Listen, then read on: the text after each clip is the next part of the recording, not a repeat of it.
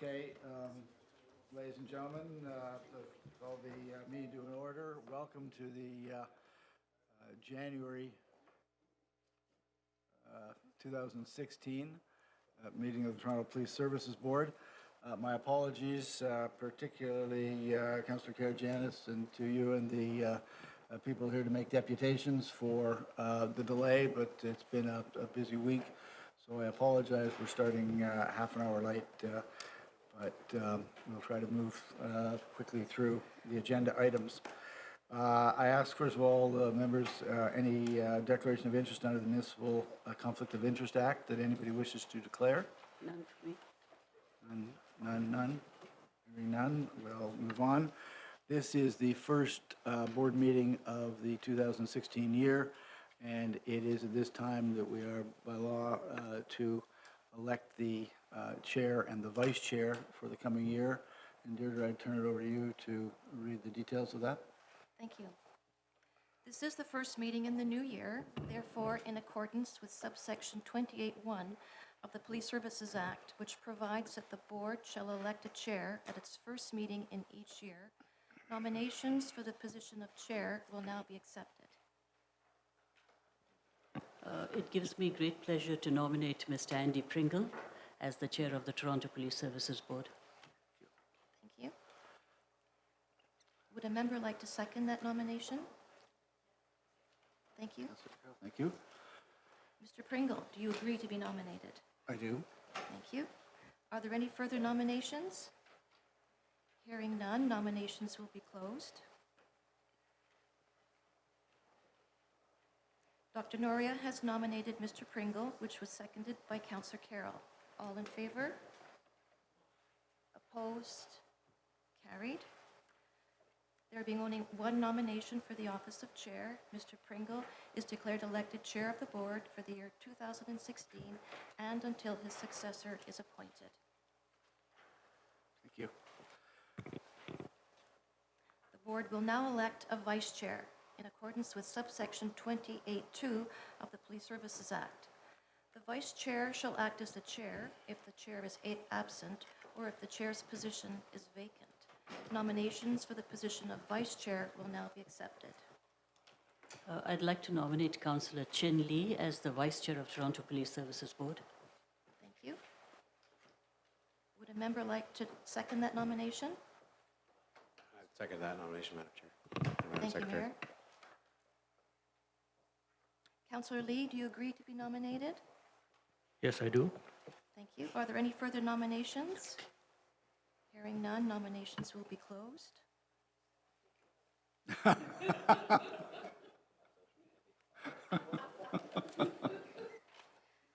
Dr. Noria has nominated Councillor Lee, which was seconded by Mayor Tory. All in favor? Opposed? Carried. There being only one nomination for the office of Vice Chair, Councillor Lee is declared elected Vice Chair of the Board for the year 2016 and until his successor is appointed. Thank you, dear. That's great. Let's move on then to the first item of business, the confirmation of the minutes from the meeting held on December 17, 2015.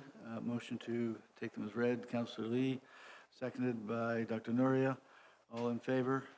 Any contrary? Now, if we could just review the agenda. The first one is the Law Enforcement Ground Transportation Toronto. That's the presentations as you see in your list, so we will hold that. Item number 5 is the Toronto City's Police Service internship at Gatehouse. May I have a motion to receive? Councillor Lee, seconded Councillor Carroll. Any contrary? All in favor? Any contrary? Carried unanimously. Minutes from the Joint Health and Safety Committee held on November 5. There is a deposition on that now, so we will hold it. The item number 7, the monthly report of body-worn cameras. No deposition on that? No. Okay. Motion to receive, or does anyone want to hold it? Motion to receive. Councillor Carroll, seconded by Councillor Lee. All in favor? Carried unanimously. Item number 8, annual report 2015 awards grants for the Toronto Police Service. Motion to receive. Councillor Lee, seconded. Dr. Nuria, all in favor? Carried unanimously. Item number 9 is a motion from the City of Toronto Council updating the specific program for interdivisional enhancement responsiveness, or SPIDER. There's a board discussion on that, so we will hold it. And I'm sure councillors wish to comment on that as well. Item number 10, special constables at the University of Toronto Scarborough campus, a request of an increased and improved strength. Motion to approve. Councillor Carroll, seconded by Mr. Jeffers. All in favor? Carried unanimously. Item number 11, Integrated Records and Information Systems, the IRIS, the single source extension contract. Is there no, motion to approve that? Hold. Okay. Councillor Lee. And item number 12 is applications made, the chief pursuant to subsection 83(7) of the Police Services Act, the review of the administrative process. 12A, and that is, where's that, dear?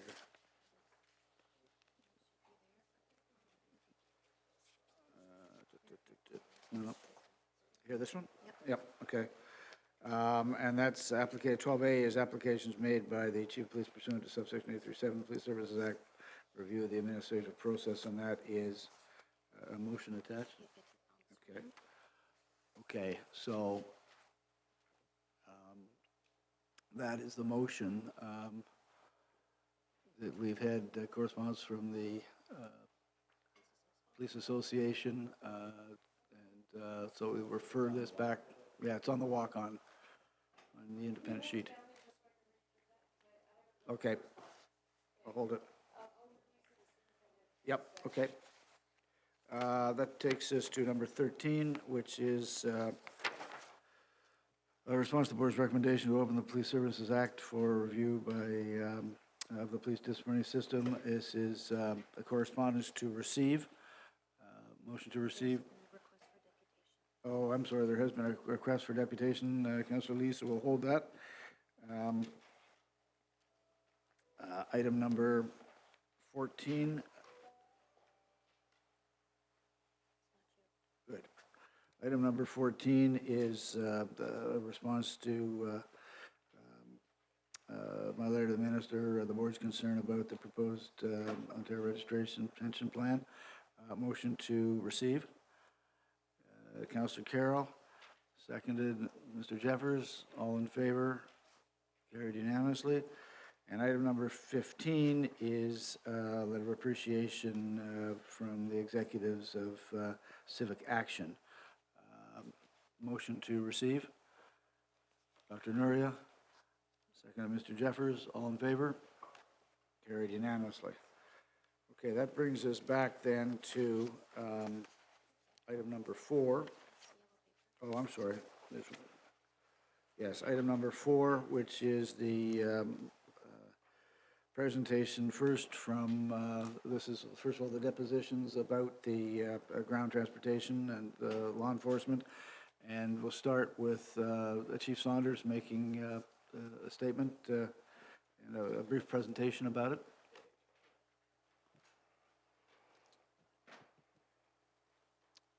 Thank you, Chair, and just for the record, I know that I've gone through this before, so please bear with me as I try to explain again from an enforcement capacity and where TPS stands on this.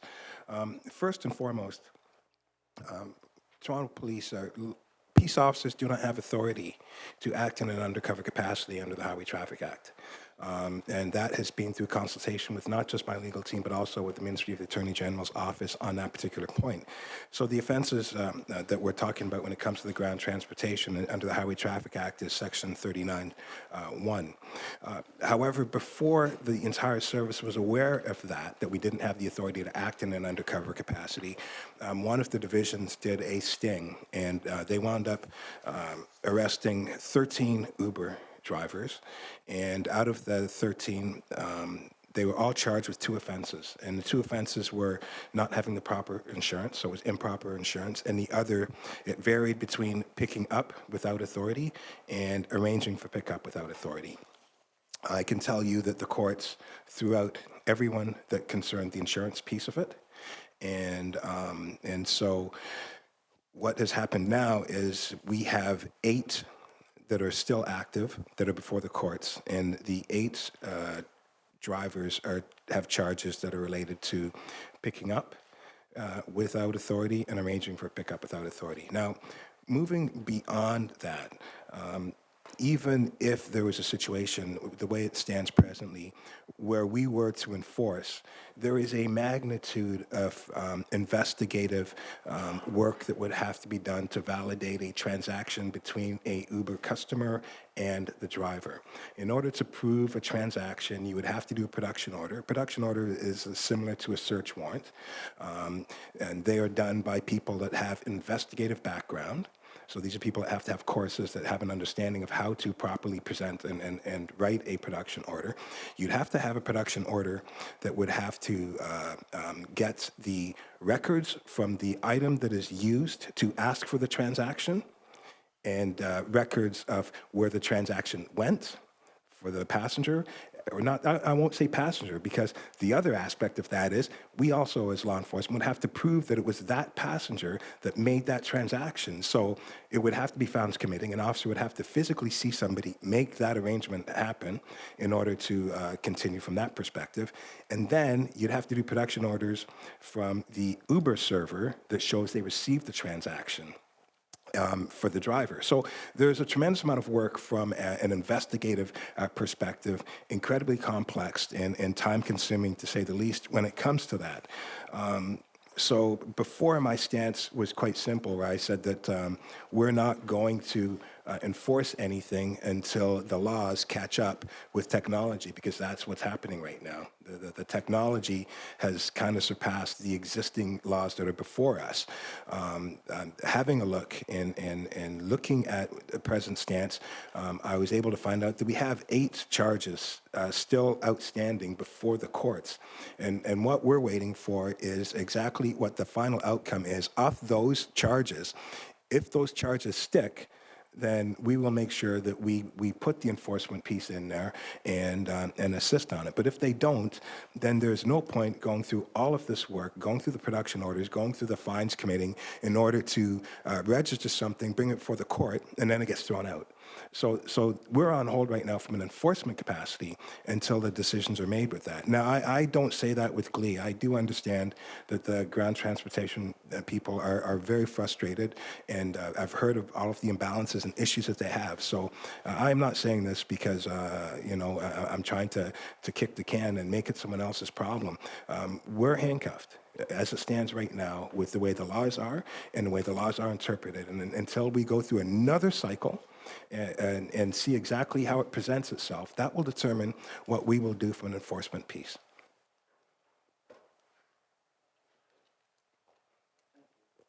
Sorry, thank you, Chief Saunders. We now have a number of depositions, I think 22 in total. Mr. Chair, can I just ask a quick question of Yep. the Chief? Was I to understand that the passenger who was in this vehicle should have made that call? Or could it be someone else who made the call? Yeah, If I wanted an Uber, would my son be able to call for it, and then you wouldn't be able to charge me?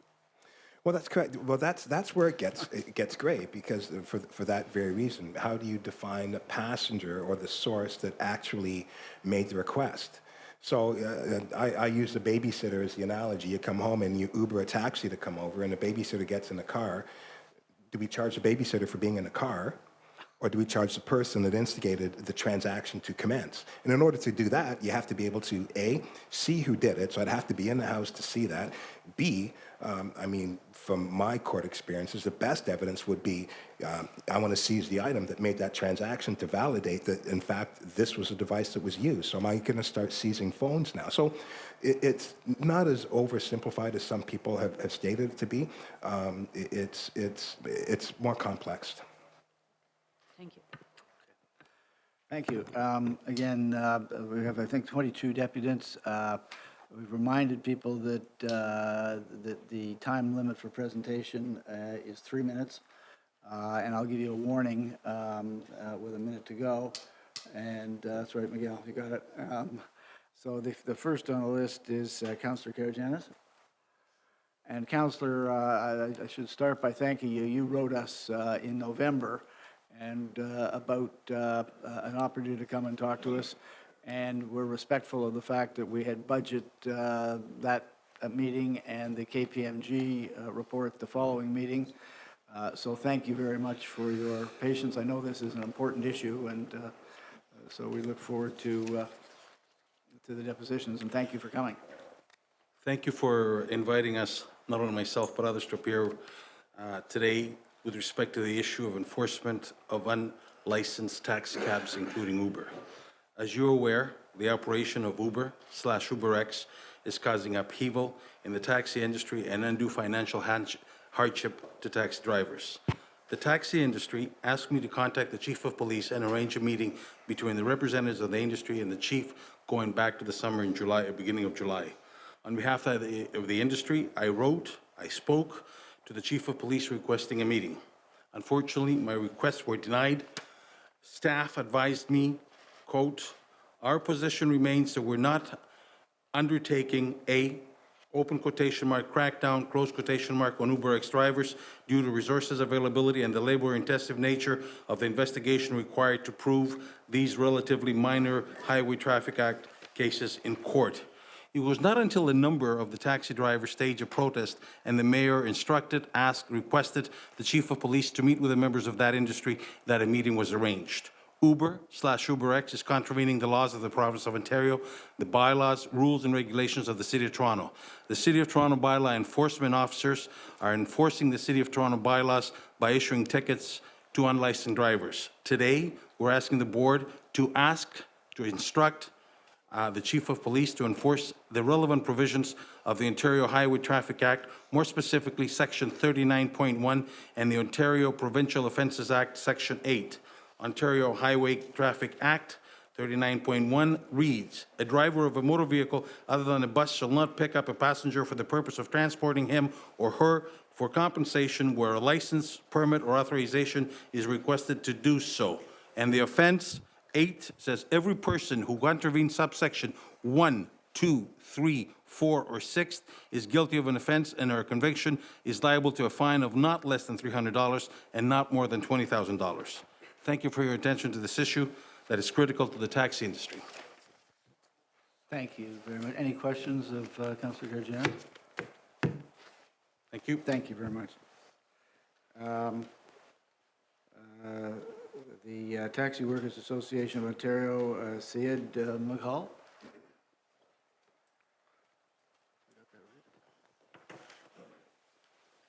Thank you, Mr. Chair. Thank you very and, much for coming. board members. Yeah. Thank you very much for giving me this opportunity to speak with the board. My name is Sajid Mughal, and I have been driving in the City of Toronto for the last 22 years. For all these years, I have served the city with much pride. I'm also a president of iTaxi Workers Association, which is a membership-based grassroots organization run by and for frontline taxi drivers. In our meeting with the chief back in December, after trying for over a year, the chief suggested that not only the UberX drivers breaking the Highway Traffic Act, but so were the passenger of these UberX vehicles. The chief was also informed in the meeting that charges are pending for 8 UberX drivers. These drivers were indeed charged with under Section 39.1 of the Ontario Highway Traffic Act, which states that a driver shall not pick up a passenger for the purpose of transporting him or her for the compensation where a license, permit, or authorization is required to do so. The fact that these drivers were charged under the existing provincial act is proof that if the Toronto Police wanted to, they could continue charging UberX drivers without waiting for the outcome of the 8 charges. Hiding behind the city to change the regulation surrounding alternate ground transportation while continuing to push the legal, regulated industry to extension to appalling. Perhaps the lawmakers and the decision makers are at this table want us and our families to go on welfare. I am here to ask one more time to uphold the Ontario Highway Traffic Act with respect to the drivers who are using their private vehicles to transport paying passengers, as this is the direct contravention of the Ontario Highway Traffic Act.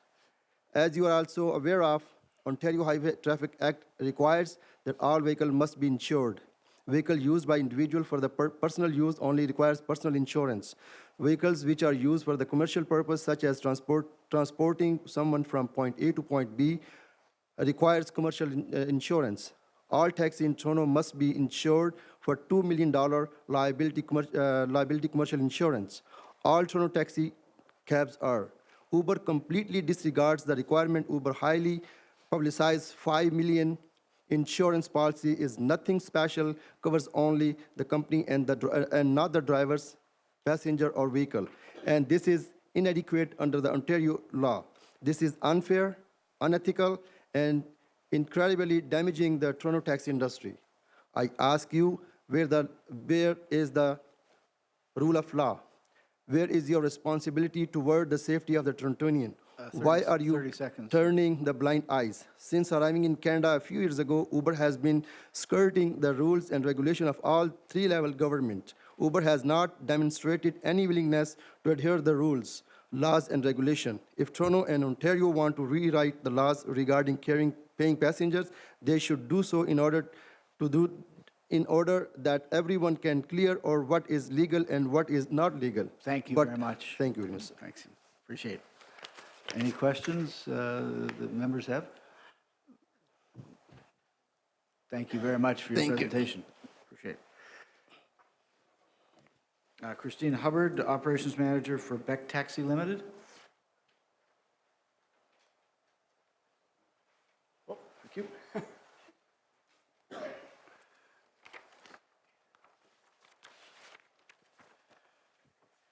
Thank you. Thank you. You have 3 minutes, just so you know. Thanks. Thanks. Yes, I'll try to get through it quickly. Thanks for the opportunity to speak here today. I'm Christine Hubbard, Operations Manager at Beck Taxi. I approach this topic as someone with more than 20 years' experience in the ground transportation business, but also as a parent in this community and someone who cares about the future of our city and the safety of our citizens. At Beck, our #1 goal has always been to strive to provide Toronto riders with a safe, reliable travel experience.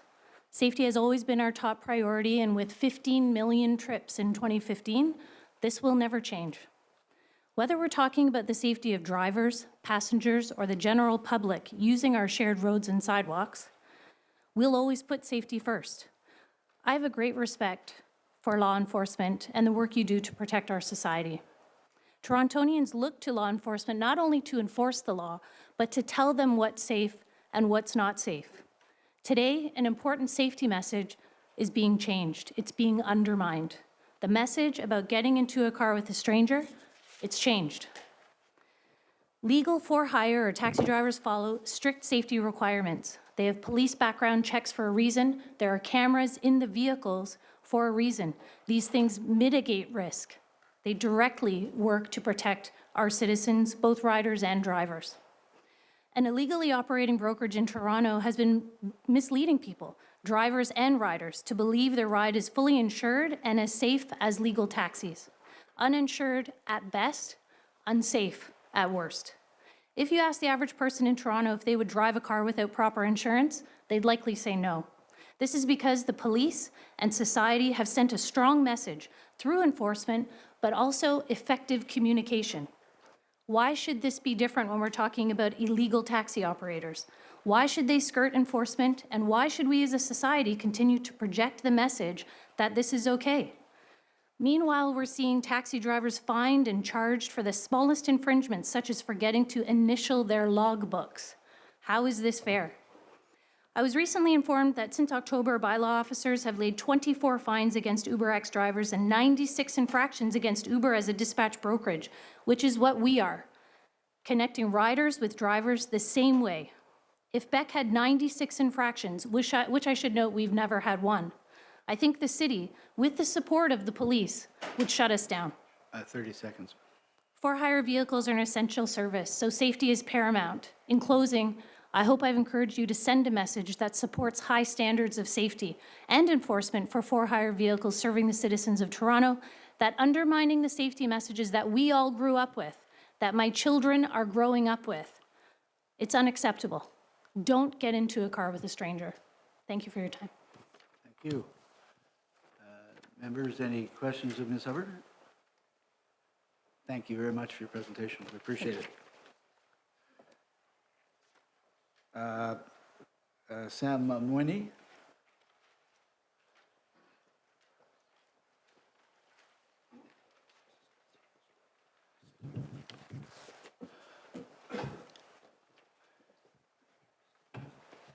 Thank you very much for coming in. Good afternoon.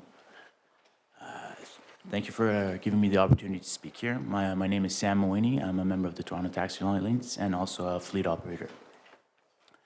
I attended a meeting with Police Chief Saunders and his staff in December, and with all due respect, the information that was given to us was inaccurate.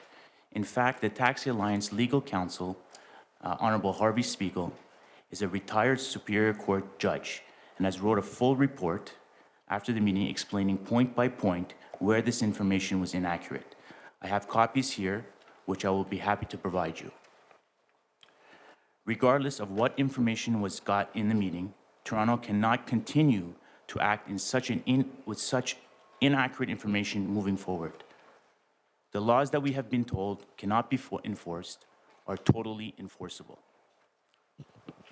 Section 39.1 of the Ontario Highway Traffic Act is fully enforceable and is consistent with the city's Toronto bylaws, which have been updated as early as September 30th, 2015. They go hand in hand. Other jurisdictions can, why can't we here in Toronto? The situation we have endured for the past year when our public officials say they cannot enforce the laws that are enforced on the taxi industry every day is unbelievable and unendurable. The truth must be spoken. The law is enforceable, but you're simply choosing not to enforce it. The unbelievable claim that no one in the city can enforce the law is an insult to the city and members of our taxi industry. We are being told that the police cannot enforce their own laws. Meanwhile, our taxi drivers are getting ticketed for crowded cab stands. This is totally unfair.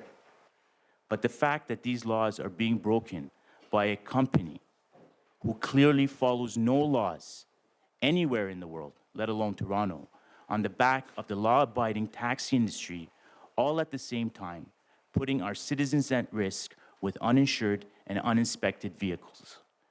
This is not the Toronto I grew up in, where law and order was above all.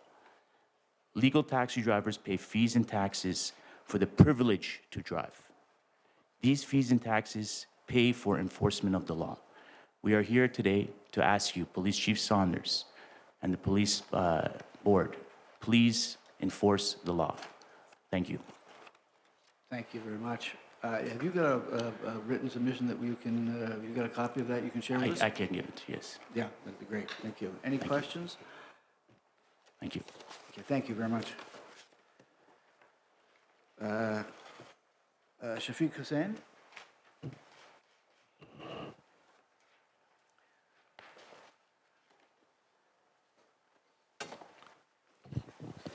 Thank you for coming, sir. You've got 3 minutes, and I'll give you a warning with 30 seconds to go, so you can wrap up.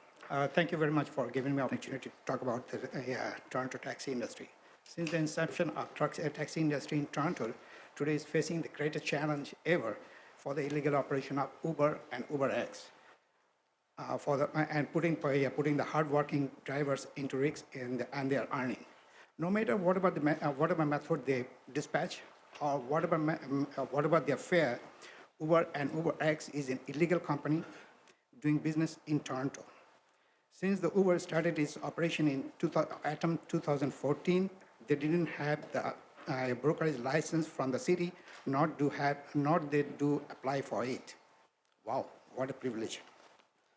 On 30th September 2015, City Toronto Council has passed a regulation that city will make change in the taxi industry, taxi bylaw, and in the meantime asked Uber to cease their operations. Fortunately, unfortunately, Uber defied that order and keep on their illegal operation. Can you believe it? Who's to look after all these things? Is the people of Toronto or the city officials? Uber has no border. Drivers from Mississauga, Brampton, Pickering come to Toronto and do their taxi business, make money. Can police identify them? City Bylaw 545 clearly mentioned taxi drivers should have obtained a license from the city and renew it. All taxis should be commercially insured. For the safety of the passenger, all taxis should have a camera, emergency light, driver picture should be affixed on the dashboard, and so that the passenger knows that this taxi is driven by a certified driver, not a stranger, drug dealer, or a sex offender. For the safety of the vehicle, all cabs should be inspected by the city, certified technicians every 6 months. Do they do that? Taxi rate chart should be displayed on the back of the seat so that it should not be manipulated or inflated during the rush hour or bad weather and put the passenger at risk. When our police chief says that present law is not enough to crack down Uber on the street, it is hard to believe it. How strong they are, who the politicians support their illegal operations, that illegal operation cannot run for long. I'm not against Uber. Let them come into the city and 30 do the seconds, competition into the business. But they should be regulated fast before they do the operations, not like a Wild West. Not tomorrow, rather today. If anything happened on the street of Toronto and anybody goes to the court against city for not doing enough to protect the illegal operation of Uber, we, the taxpayer, will support that operation. Thank you very much, sir. We believe equal law for it. Just wrap up very quickly. You got one sentence, so your time is up here. Oh, sorry. Okay. No, thank you very much for your deposition. Board members, any questions of gentlemen? Thank you. Have you got something written that you could leave with us?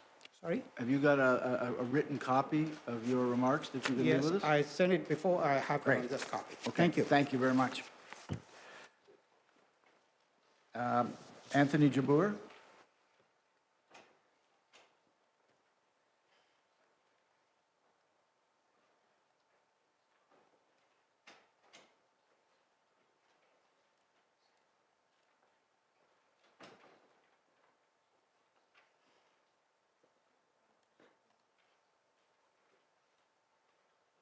Anthony Jabbour? Digger? Did Mr. Jabbour? Anthony Jabbour is not answering, so did he say he was canceled? No. Okay, well, we'll move on. Akram Mohammed?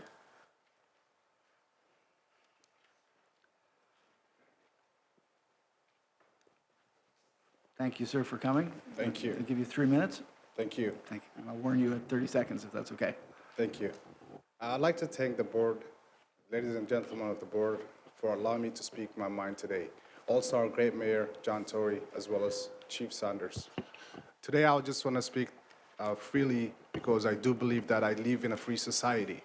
I don't think that I don't have to fear of policing states such as where I came from.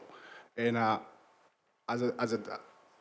my reason before you today here is that as a business person, as well as a taxi driver, I have feel that the laws has been treated me unfairly. Not only the mayor has chosen a fancy word such as outside our law, which means operating outside the law, which is illegal.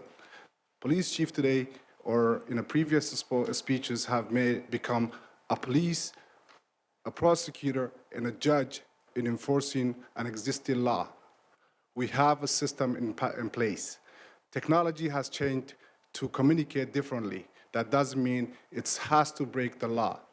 We see clearly that there is 2 tiers of businesses today in the city of Toronto to pick up and drop a passenger, which is one has to go through vigorous licensing and clearance of licensed by the city as well as the province.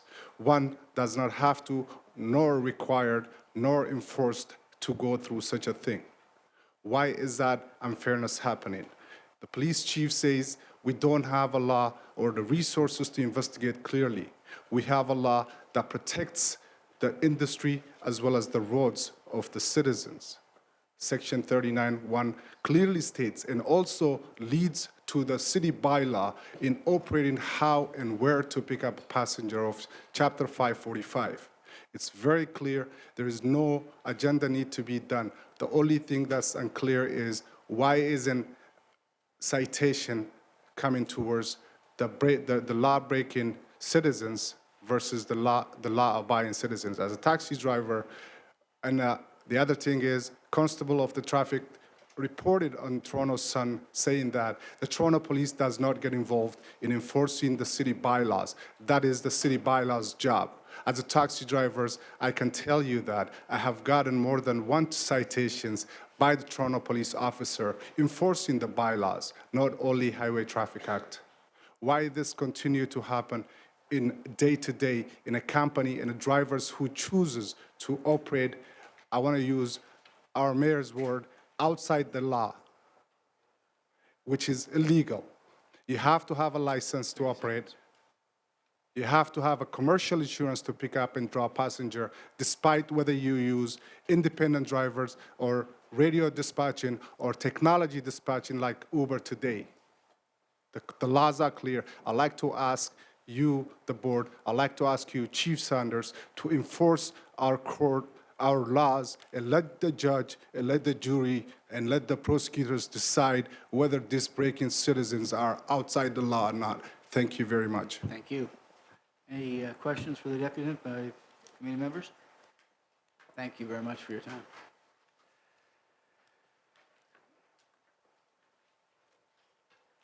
Munir Ahmed?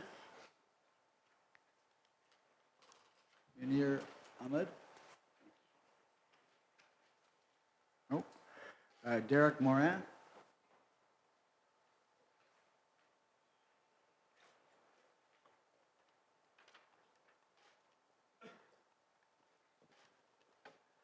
I just want to first acknowledge and accept the oaths of office that you all took to be trustees of mine. Thank you. First of all, it's important to note that the law of Ontario is the common law and the rules of equity. What we're talking about here are statutory rules. Talks about that in Section 34.1 of the Evidence Act of Ontario. In terms of the Highway Traffic Act, as an example, here is the very beginning of the Manitoba Highway Traffic Act. It starts off by saying, Her Majesty, by and with the advice and consent of the Legislative Assembly of Manitoba, enacts as follows. That's called the enacting clause. Mayor Tory, you might appreciate this. You know, the Integrity Commissioner of the City of Toronto has a code of conduct which states, shall seek to serve the city's and the public's interest by upholding both the letter and the spirit of applicable laws of the federal parliament and Ontario legislature. This is Section 6 of the Legislation Act. It's titled Enacting Clause. An act shall contain, at the beginning, the following words to indicate the authority by virtue of which it is passed. Her Majesty, by and with the advice and consent of the Legislative Assembly of the Province of Ontario, enacts as follows. Here's the very beginning of the Ontario Highway Traffic Act. There's the table of contents. There's actually no preamble. And it starts at Section 1. Where's the enacting clause required of it by Section 6 of the Legislation Act? And it actually gets even worse because a few people have brought up City of Toronto bylaws. there's no enacting clause at the beginning of the City of Toronto Act either. Oh my God. I think what that means basically is technically the Ontario Highway Traffic Act and the City of Toronto Act are invalid and are of no force and effect to begin with. Whoa. What are we going to do about that? We should call up Chief Justice Heather Smith to come back next month to explain what we're going to do about this, because actually everything we're being talked about here is all under the color of law. So I don't know. I mean, do you guys have any questions for me? Do you guys understand what I've just said here on the public record today? Yep. Thank you very much. Councilors, anybody, any questions? I've just thrown a huge spanner in the works, as they call it. So Uber and the cab drivers all got something to think about. Thank you very much for your time and your presentation. Rita Smith.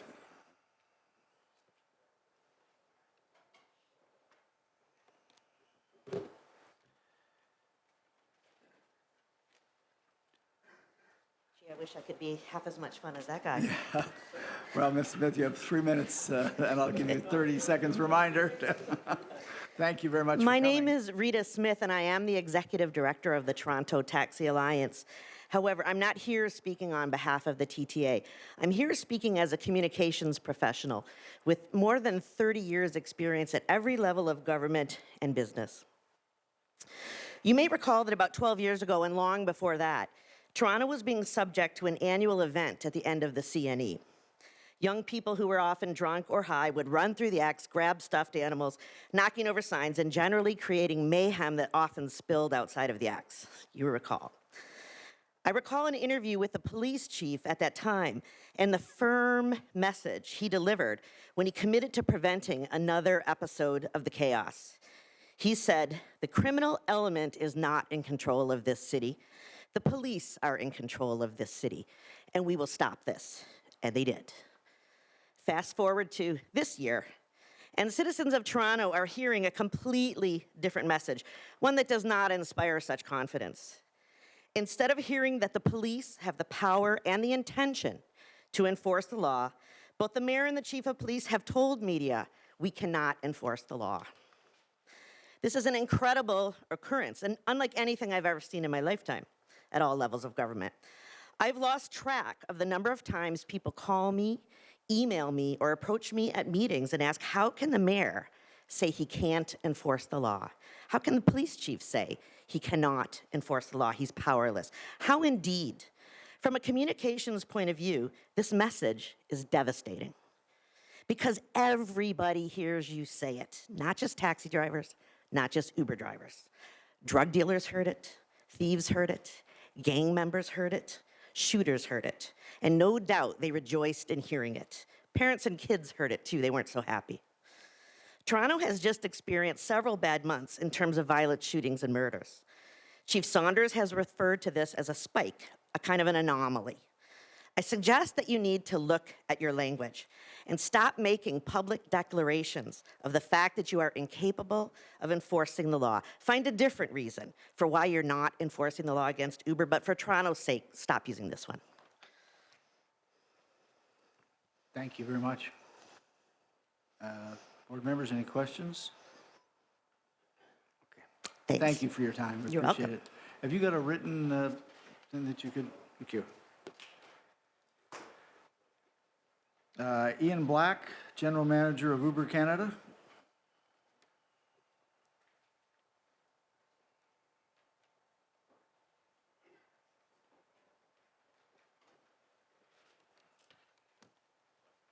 You've got 3 minutes. Thank you for coming, first of all. You've got 3 minutes, and I'll give you 30 seconds notice. Thank you. Good afternoon, and thank you for the opportunity to speak today. As General Manager of Uber Canada, I would like to highlight Uber's considerable work to improve safety on the streets of Toronto, which I believe will be of interest to this board. For those unfamiliar with Uber, we are a technology company that connects riders with drivers in over 350 cities globally. Our platform facilitates well over 1 million rides per month in the City of Toronto.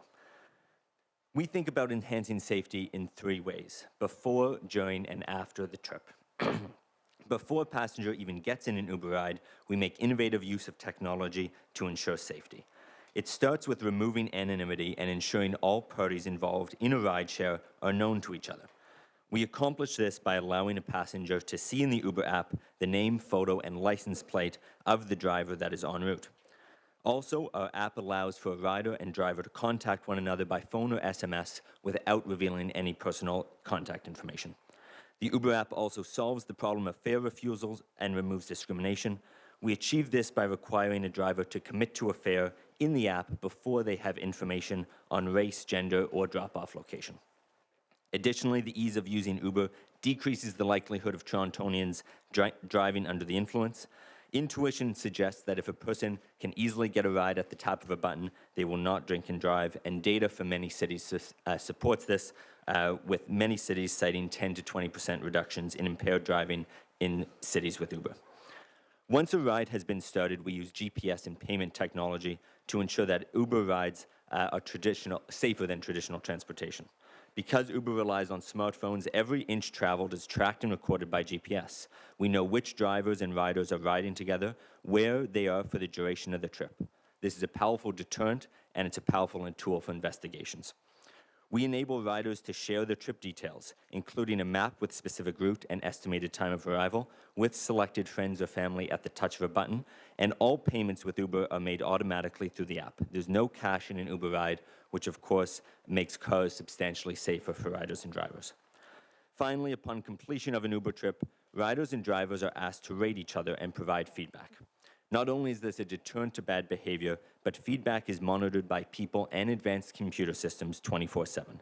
We have a dedicated incident response team to answer any urgent issues. If we receive a report of an accident or incident, we prevent the relevant parties from accessing the Uber platform until the matter is resolved.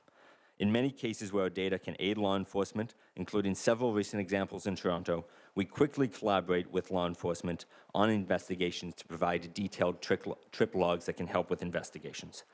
I hope this gives you a more complete understanding of how Uber is working to improve safety on Toronto's streets. I'd be pleased to address any questions you may have, and I thank you very much for your time. Thank you for your presentation. Councillor Carroll. Yes, I just wondered, 12 of your Uber vehicle owners were supposed to be in court today. Did you accompany them to court? I did not accompany them to court, no. Just wanted to know. Thank you. Do you have a written presentation? Have you? We've submitted it already. Great. Thank you very much. Thank you. Judy Barr.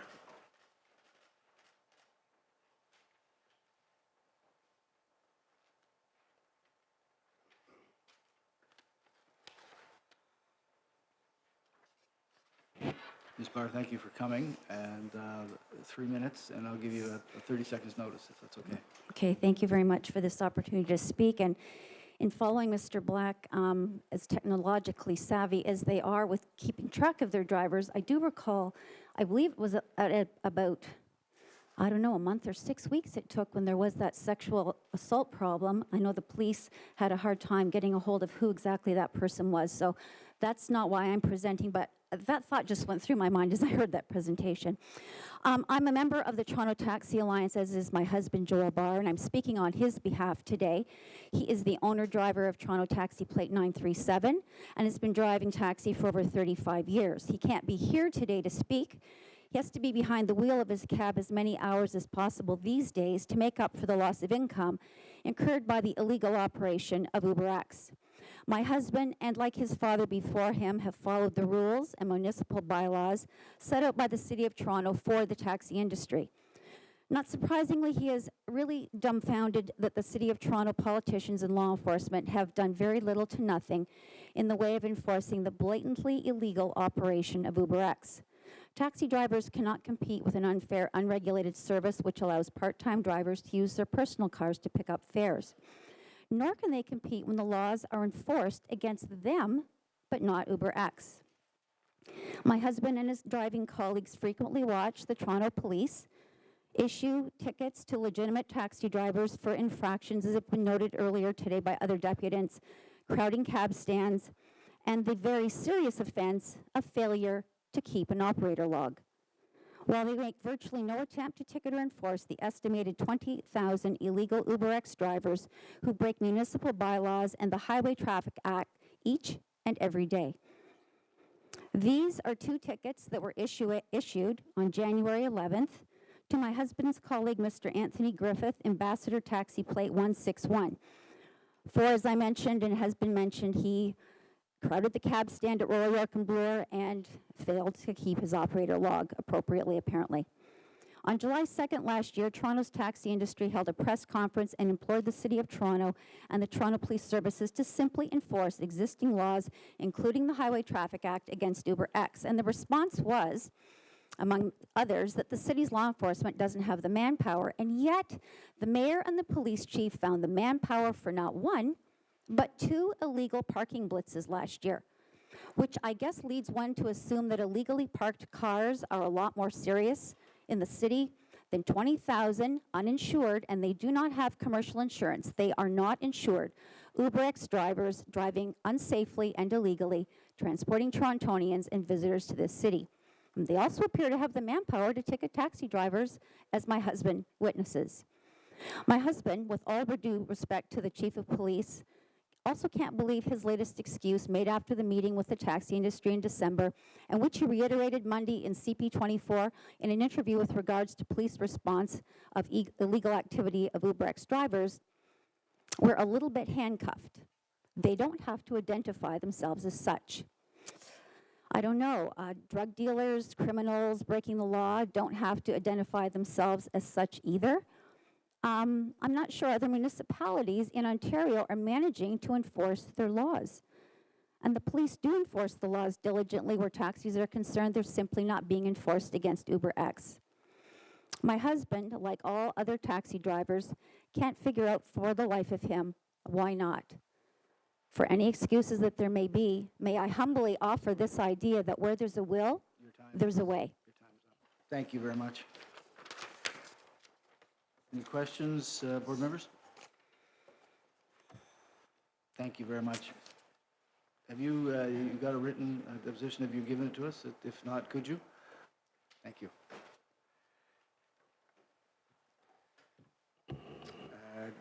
Gerald Parker. Good afternoon, Chair, members of the board, and congratulations on your appointment.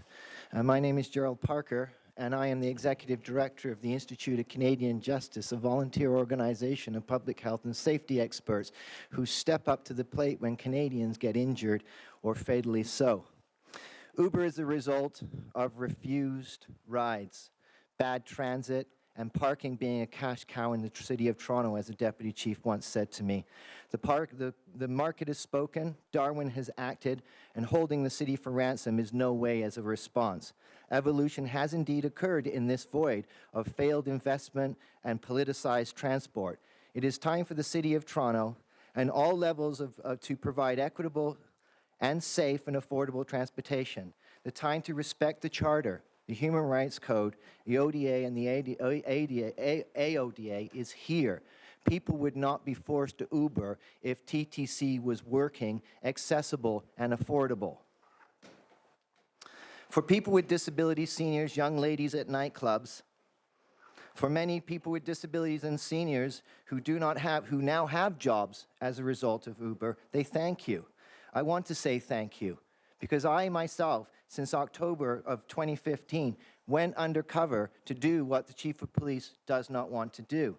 And I can make this point to you. Vehicles are inspected. People do have background checks, and folks like me even have vulnerable sector checks, so what you're being told today is a complete falsehood. What I want to say to you, and this is really important, of what I have observed since then, I've seen safety issues with cabs pulling U-turns. I work and have worked and been out during those hours for 7 of the 12 busiest hours. I've seen vehicles refuse rides. I've seen young ladies be berated in the most nasty fashion and language you could possibly imagine. I personally was out the front of Muzak nightclub New Year's Eve, watching Toronto police watch cabbies off the box extort people trying to get home. I watched it, I saw it, and I have the evidence. So fair is fair. People would not be taking Uber if cabs weren't refusing rides. Young ladies weren't getting shot at nightclubs. Young ladies were increasing drunk driving because they're afraid of being left at a destination. Seniors being refused pickups at 8 o'clock at the Cineplex at Queensway in Islington to go to their very swanky condo at Islington. There's no rhyme or reason for this. 30 seconds left. Okay, thank you. We need real transit, and until so, Uber is a solution. While ever the taxi industry refuses rides, berates our customers, and endangers public safety by leaving young ladies, seniors, and disabled stranded and frozen in snowbanks and ripping them off for cash off the fare box. This is tax evasion. Thank you. Thank you very much. Board members, any questions? Thank you very much. Thank you. And congratulations again, Chair. Thanks. Anytime, Shelley. Esther Nerling?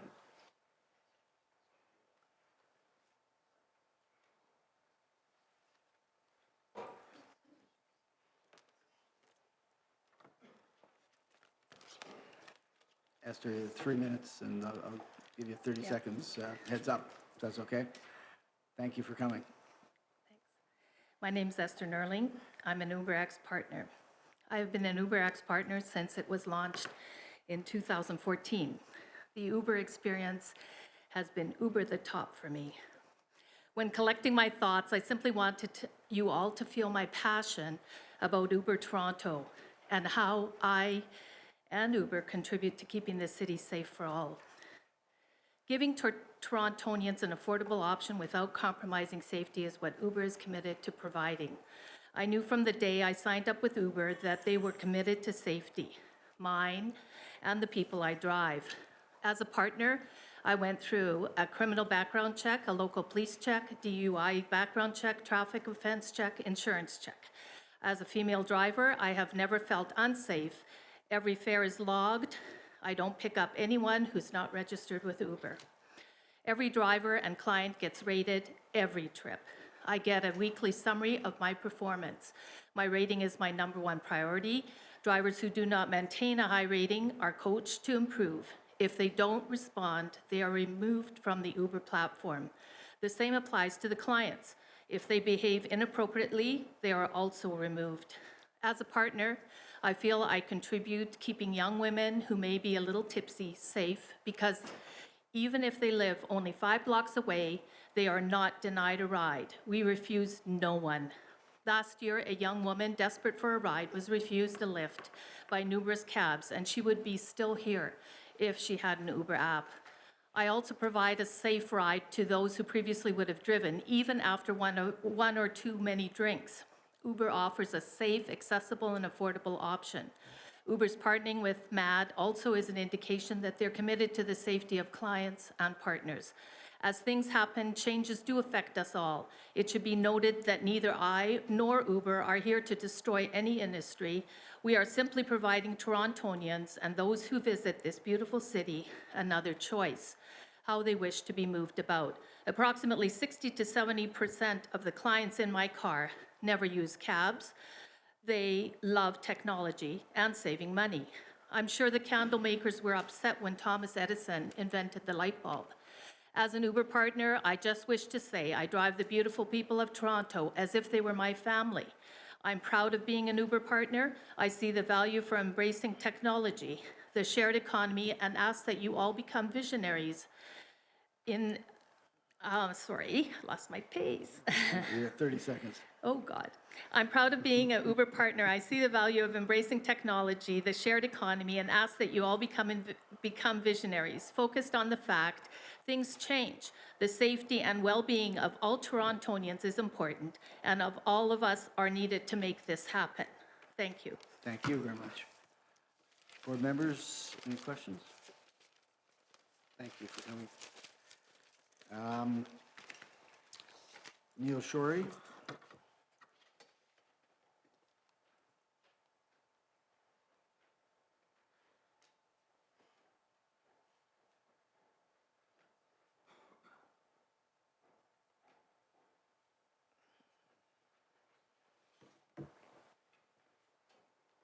Thank you for coming, Mr. Shorey, and 3 minutes, and I'll give you a 30 seconds heads up. Thank you for having me. What is the rule of law, the principle that all people and institutions are subject to and accountable to law that is fairly applied and enforced? Rules and regulations, bylaws are currently on the books existing for legal licensed Toronto taxi industry. Why would we need to create new rules? This is yet another example of municipal government's waste of Torontonians' tax dollars. Why would an illegal taxi service provider like Uber be allowed to enter Canadian markets? Anyone with any common sense can see they are providing dispatch, taxi, and limo services without a brokerage license, without any commercial insurance, without any check on and balance or accountability on the rates, which include my favorite, wait for it, surge pricing when the demand is very high. What are the excuses we hear all the time relating to this incident and on uninformed media? We hear things like Uber is here to stay. The predatory technology is not going to go away. We can't put the genie back in the bottle. The police have other priorities and can't waste their time enforcing illegal taxi drivers. The municipal license and standards only has 40 bylaw enforcement officers, so they don't have the resources to ensure existing taxi for hire bylaws. How will we even know where Uber drivers are, even though Uber's own app shows where each vehicle is? And Beck Taxi proved that by handing out mock tickets to unsuspecting Uber drivers on Halloween of 2015 in Toronto. I feel for the suffering licensed taxi drivers, but we can't do anything until the MLS comes back with a new set of regulations on ride sharing for everyone. Meanwhile, taxis get parked. Hardworking men and women lose everything. Families are destroyed. And Canadian economy loses another 100,000 plus working class jobs out of the economy.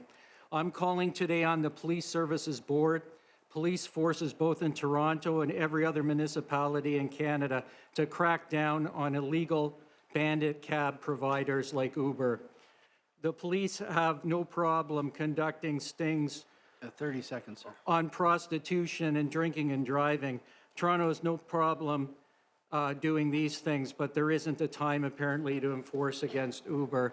In summary, in any democracy, it's fair to ask, why is Mayor Tory and his staff been lobbied more by people from Uber and B&B Air Hub, the source of a global news item, January 7, 2016?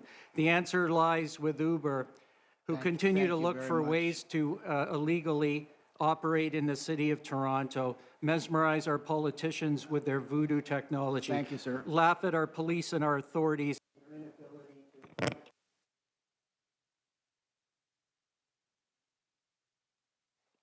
Have you got a copy of the presentation that you could give the Secretary? No, that's fine. That's, listen, thank you. We got to be fair to everybody. I apologize. Any questions of the deputy?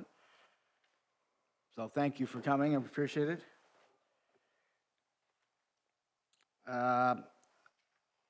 Paul Skihan, General Manager of City Taxi.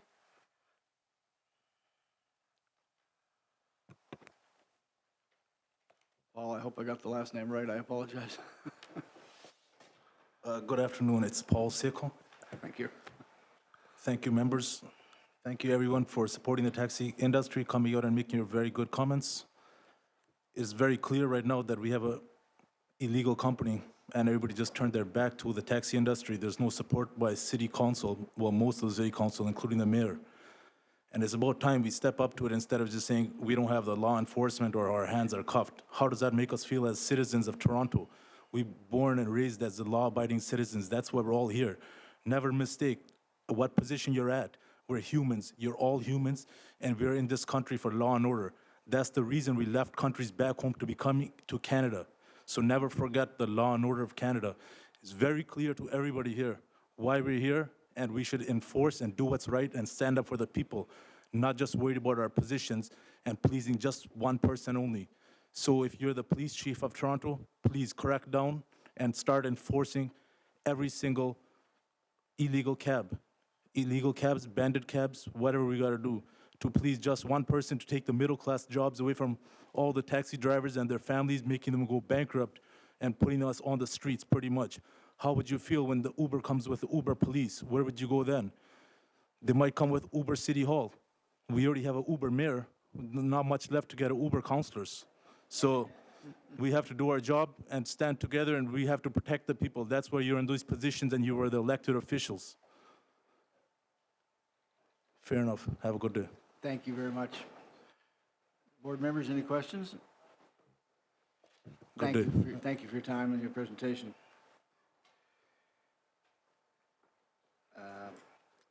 Majid Nasser Fard.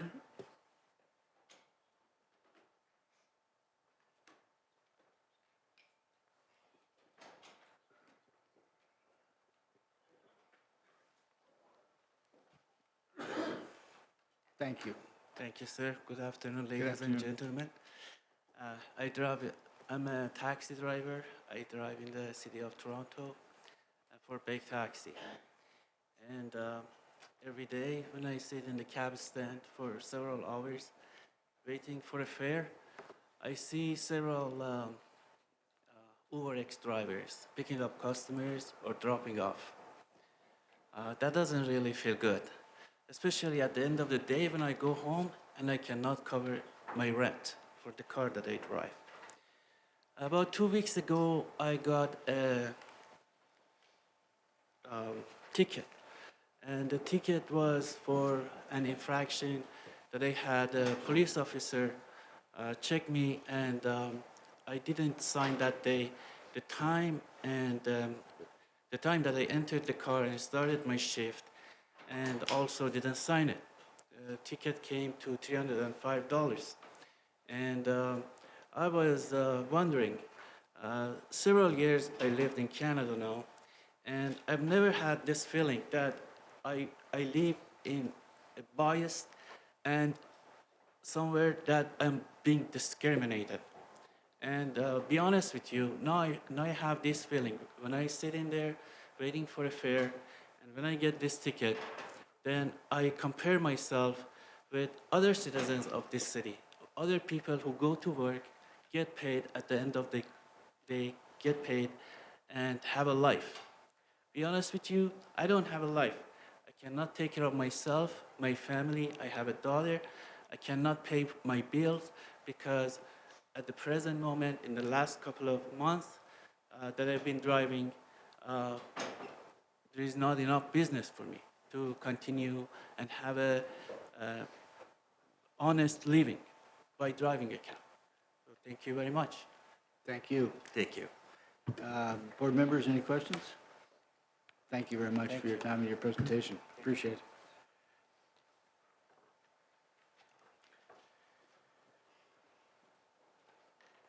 it. Bill Chances.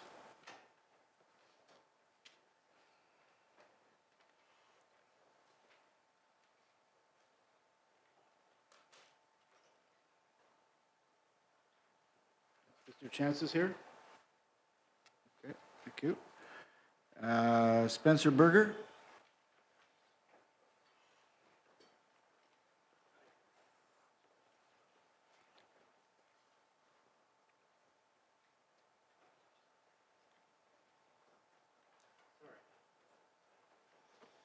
It's okay, Mr. Berger, you've got, is everybody 3 minutes, and I'll try and give you 30 seconds notice, if that's okay? Sure, that'd be great. Thank you so much. My name is Spencer Berger. I'm here as an Uber rider, someone who uses the app fairly often, not that often, but on occasion, at times of particular need. And I'm here because I think it's important to give sort of the consumer perspective and the ordinary citizen perspective on this issue. And as one of those ordinary citizens, I have to say Uber has been of tremendous benefit to the city in terms of providing convenient and affordable transportation across the city of Toronto. As someone who relies on public transportation most of the time, but at times, you know, at evening the subway's not working, or if I'm in a particular rush, Uber has been there for me. And I think that's important both in the context of the convenience and affordability it provides, but also the safety and accountability that it provides for the individual consumer. At any time, both before, during, and after my trip, I can see who my driver is, I can see how long it's taking, I can see what route he's taking, and afterwards, if there are any particular issues whatsoever, I can immediately email Uber, or rather rate my driver immediately and accompany it with a comment saying, great, or on an occasion when there was some issue with the driver, I can communicate that easily, anonymously, and with the assurance that I will get feedback basically within 12 to 24 hours, if not sooner. So this is something that was completely foreign to me when I was using cabs. And I have had negative experiences with cab drivers in the past, not particular to cab drivers, it's just the way the system works. If you don't have accountability, if I have to be counted on after the fact to immediately look at a license plate and then go through a whole process dealing with sort of the bureaucracies within taxi brokerages and dealerships, well, that means it's easier for people to get away with rude behavior or outright criminal behavior. And Uber basically ensures that that isn't the case. I can immediately communicate a problem and have it addressed I think that's hugely important both in dealing with negative behavior in the context of public transportation or in the context of deterring other said behavior. And you know, a lot of these sort of industry representatives from the taxi companies have put this in the context of, you know, don't get in a car with a stranger. I'm getting in a car with a stranger, whether it's a cabbie or an Uber. But at least in Uber, there's accountability. I can see who I'm dealing with beforehand. I can report any issues. And it isn't a situation where the person is a stranger both before and after I enter and exit the vehicle. That's hugely important in the context of safety and safety for the individual consumers, especially, frankly, and this comes up a lot, but you know, in the context of you know, in a world where sexual harassment is obviously an issue, and we're concerned about what happens when people go home late at night when they're under the influence, it's of tremendous reassurance for me, if I'm going out with my girlfriend or sending her home in a cab if it's necessary, that, you know, I can rely that that's going to take either my friend or someone else home safely without me being overly concerned about, you know, not being able to have any accountability should something go wrong. So thank you very much, and I think it's really important to consider what Uber has to offer this city. Thank you very much. Board members, any questions? Councillor Carroll? Just a quick question. In the context of your last comment, what Uber has to offer the city, you pay taxes in the city. Does it concern you that we have a much easier time getting tax revenue out of the taxi industry than we have Uber? I think, frankly, that's the case for policymakers on either provincial or on the municipal level to develop a regulatory framework that can try and address, you know, how new technology functions in the context of private transportation. But I don't think it's for the subject of the police to intervene in a situation. Ultimately, we're talking about allowing people to drive an individual from point A to point B.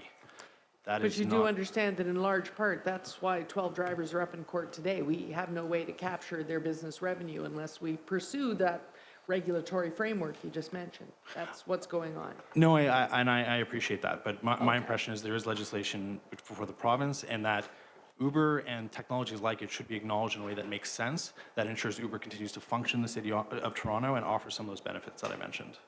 But paying their fair share. If necessary, sure, absolutely. Excellent, thank you. Any other questions? Thank you very much. Emily Chung?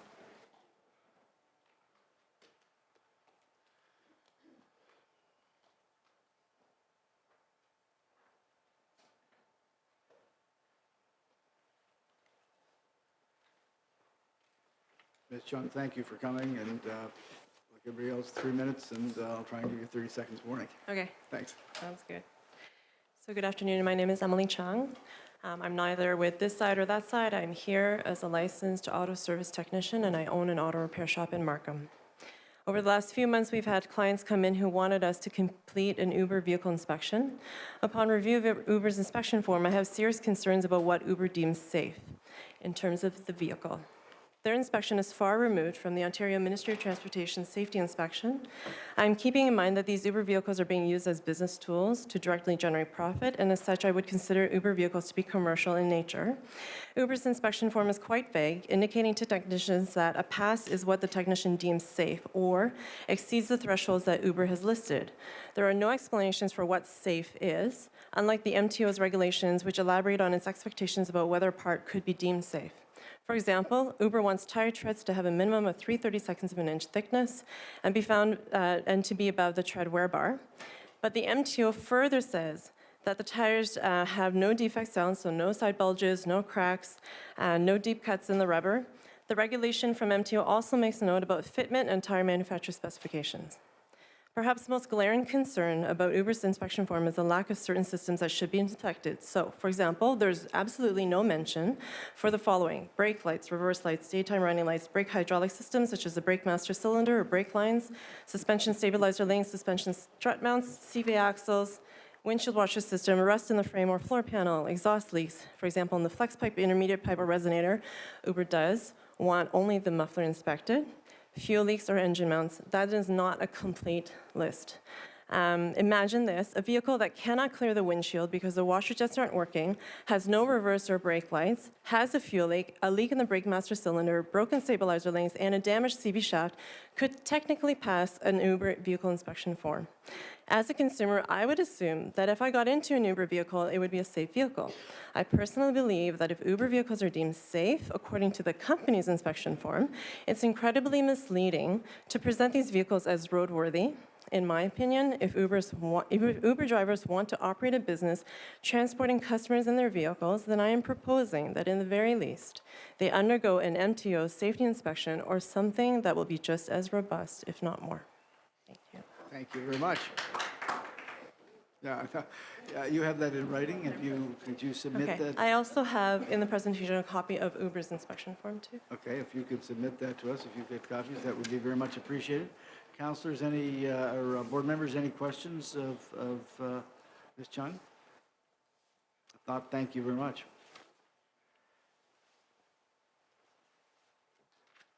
Bob Kinnear, President of Business Agent of the Amalgamated Transit Unit Union Local 113.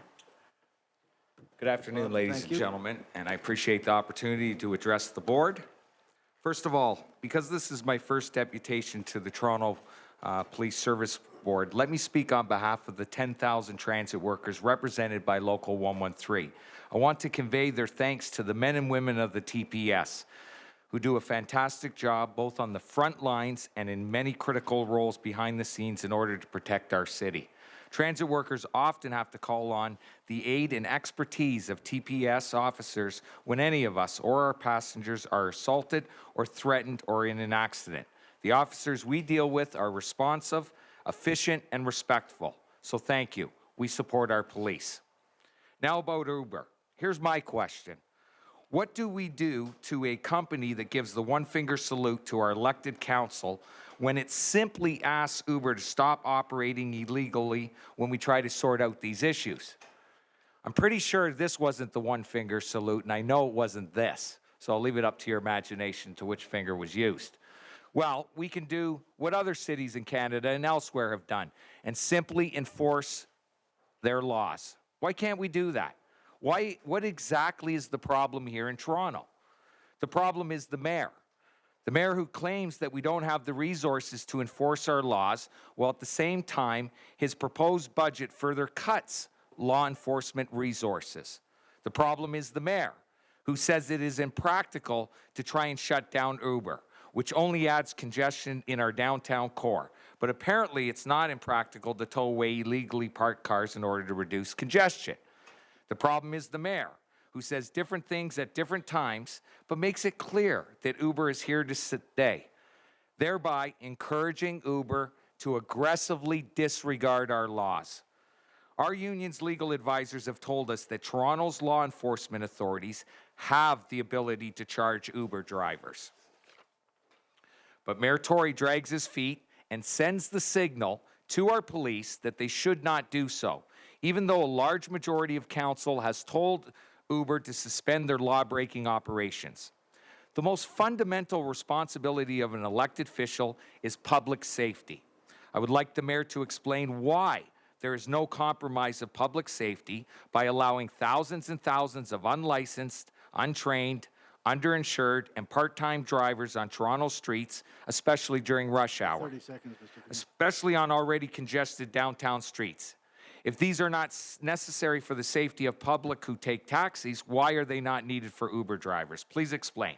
The second fundamental duty of an elected official is upholding democracy and the rule of law that flows from that democracy. Mayor Tory is failing us on both counts, public safety and democratic rule of law. Let's get some guts, Mayor Tory, and back up the council, back up our police officers, and do what other cities have done to break the beast that is out of control. Thank you very much. Thank you. Any questions, board members? Okay. Thank you very much. Thank you. Okay. Bruce Kamesh. Sorry,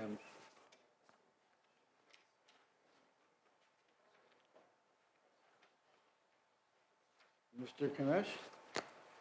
No, let me go back then over other names in case people have arrived since their opportunity. Anthony Japour. Munir Ahmed. Bill Chances. And Bruce Kamesh. Okay, then thank you very much. And thank everybody for your depositions. We appreciate you taking the time to come here. Chief Saunders, you have heard all the depositions, and you started off with some explanation of the police position. Is there anything you've heard that you want to comment on before we get into deliberations? Yeah, just one note of interest. To enforce, as I've stated, for those that didn't understand, I would be telling my officers to break the law. And I'm not going to do that. That's number one. But number two, when I had the meeting with the taxi industry, it was brought up to me that there were cities, other cities, that were enforcing Uber laws. I asked what the cities were. I was told Ottawa, I was told Waterloo. I called Ottawa, I called Waterloo, because I was interested in, is there a gap that my legal team is missing? Is there a gap that the Ministry of Attorney General's office was missing? And both chiefs said they're not. So, and today I've heard many people talking about. That's correct. Okay. And so if there are cities that are enforcing Uber, then please submit it so that we have a look at it.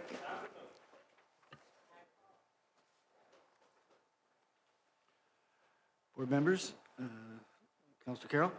I'm wondering if we have a time frame on the 8 challenges that you do have, if you know roughly what the time frame is, so that we could order that there's a report back as soon as we have the results of those. That, based on your briefing before, which I accept, that's a pretty onerous process to go through to still end up in court and have no idea if you're going to have any success at all. But do you have an idea of when you would be able to report back on outcomes? I sent a notice out to have that looked into. Oh, and okay. I was told, well, a couple things. First and foremost, and I stated at the start that we did enforce at the very start, and they all got thrown out. So I'm not going to continue to do this just to have them thrown out. It looks like, I believe, it may be June of this year.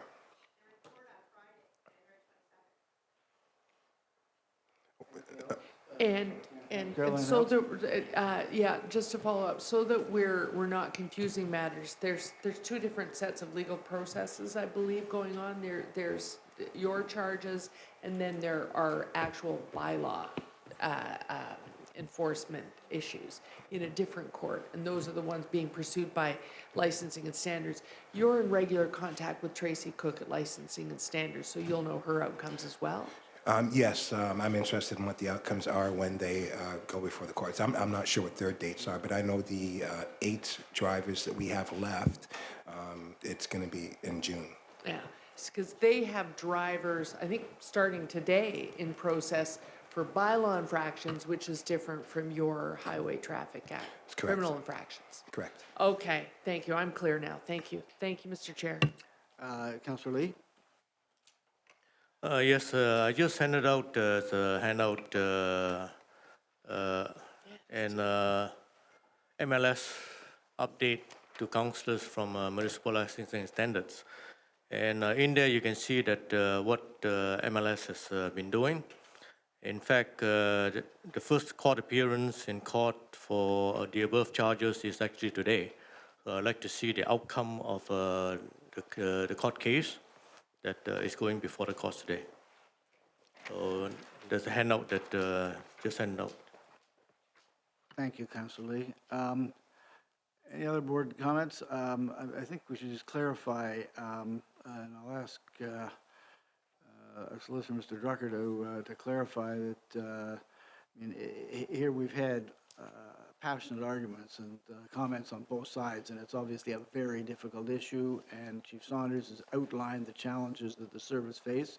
We as a board cannot direct the service to enforce, and our lawyers should just, for everybody's benefit, just lay that out so we understand, and then we should discuss where we should go next, if we have a next.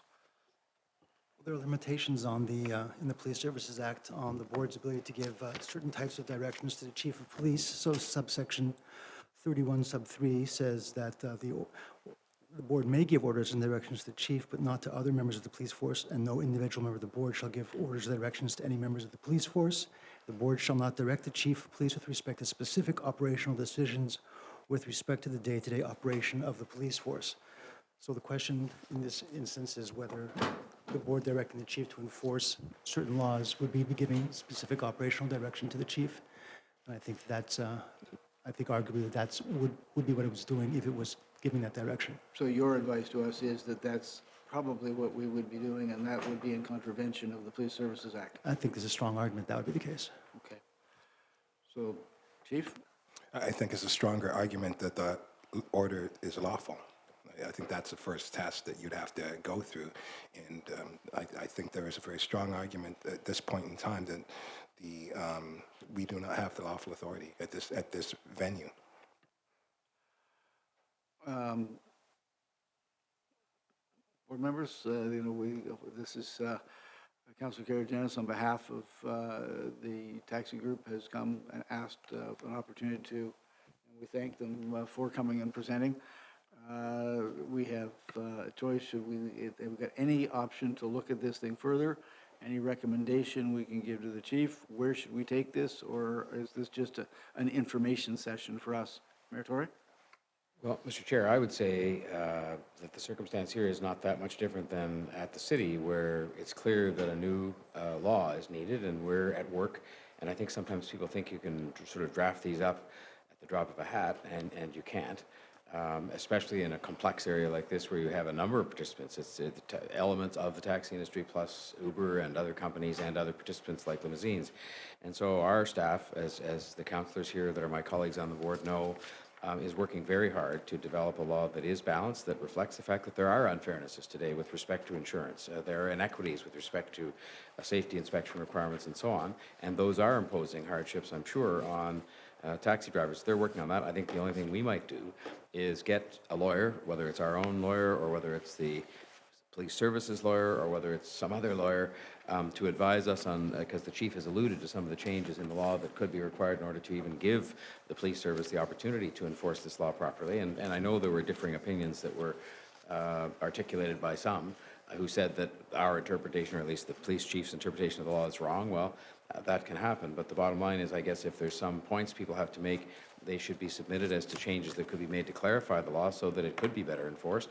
In the meantime, we will do our job, and we are doing our job, which is to change the regulation that fundamentally oversees this industry to make it fairer and to make it more modern, if I can call it that. We're getting that work done this winter.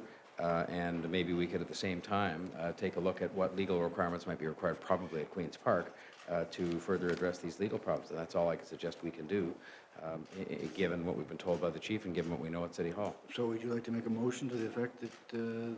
Well, I would move, I don't know who to request do this, but I would move that we ask our solicitors, when I say our, whether it's the boards or the police services solicitors, to identify the shortcomings in the legislation that makes it difficult for the police service to enforce the law vis-a-vis ground transportation, commercial ground transportation interests, and report back to us. And I would say they could probably do that at our next meeting in a month. I don't think it's probably that complicated.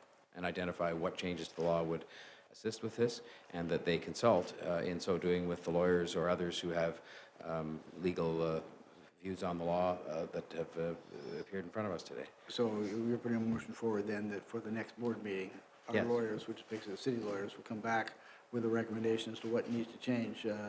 Councillor Carroll, Councillor Lee, are you in agreement? Can I just ask such report to include any update that may relate to the report back on our actions, any update on outcomes that Ms. Cook is receiving through on the bylaw infractions, since those proceedings are happening right now. So you'd like to add to that, let's get the legal underpinnings of what needs to change, and second of all, how are we doing, how are the courts doing? Yeah, in including dealing with an the issues update. before them now. Right, right. Okay? Deirdre, have you been able to capture all that? Okay. Okay. May I have Mayor Tory, you putting that motion forward? Seconded by Councillor Carroll. Any further discussion? All in favor? Carried unanimously. Thank you, and thank again the people who've taken the time to come down and talk to us about this issue. We appreciate it, and I'm sorry for the delay in getting started. Okay, that takes us to number 6. There's a hold, board members, there's a hold for a deposition by Dion Renee on the safety. That's you. I am. Well, I was looking for you, though.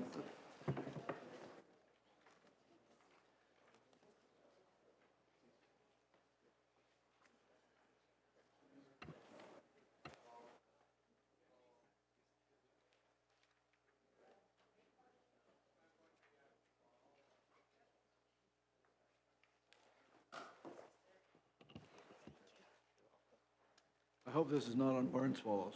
I'm sorry? I hope this is not on barn swallows. Okay. Just wanted to know. Okay. You have 5 minutes. This is back to the regular, normal. So 5 minutes, and I'll give you a 1 minute's notice.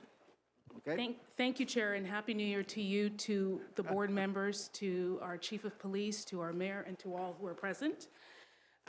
The first question is just a general question, just before I begin, please, is the notion of item 9, where it talks about quarterly updates, Toronto Police Services wellness initiatives and wellness information on the intranet. Listed there, it says written notes provided by Mr. Venciano with respect to these issues are attached for information.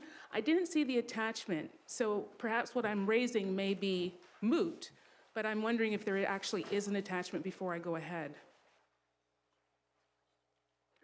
There are no questions. You can make a deposition, but you can't ask a question. Oh, well, it's not included in this document, so if you're going to be approving of a document that the notes are not included, that's problematic. With regards to that,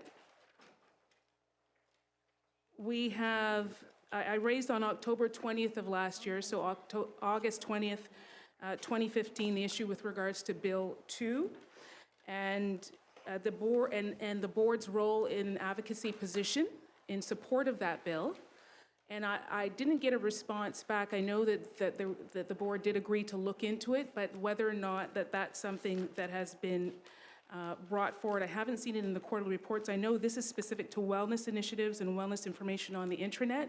This would be an update that would be added, but because the intranet is something that's exclusive to members. It's not public knowledge, so we're not aware of this as being done. And because my position is one as public advocacy, I want to ensure that the Toronto Police Services members are being informed about the role of the board's position concerning Bill 2 and presumptive legislation regarding post-traumatic stress disorder. So whether or not that is something that's there, that's something I would ask one of the board members to raise as an issue before this board, so that we can have an actual answer about it. And then also that if information is on the wellness, if information is on the intranet, whether or not, how is it that we as the public and this board as a public oversight body can confirm whether or not these things are in place?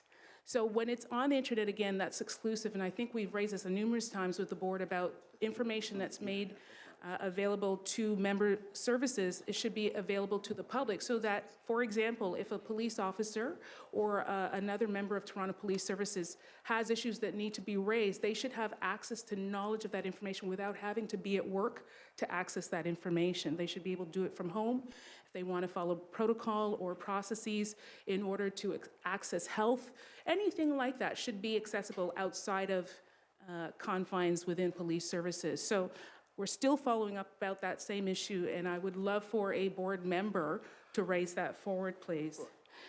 That note, by the way, in the minutes on August 20th is P216.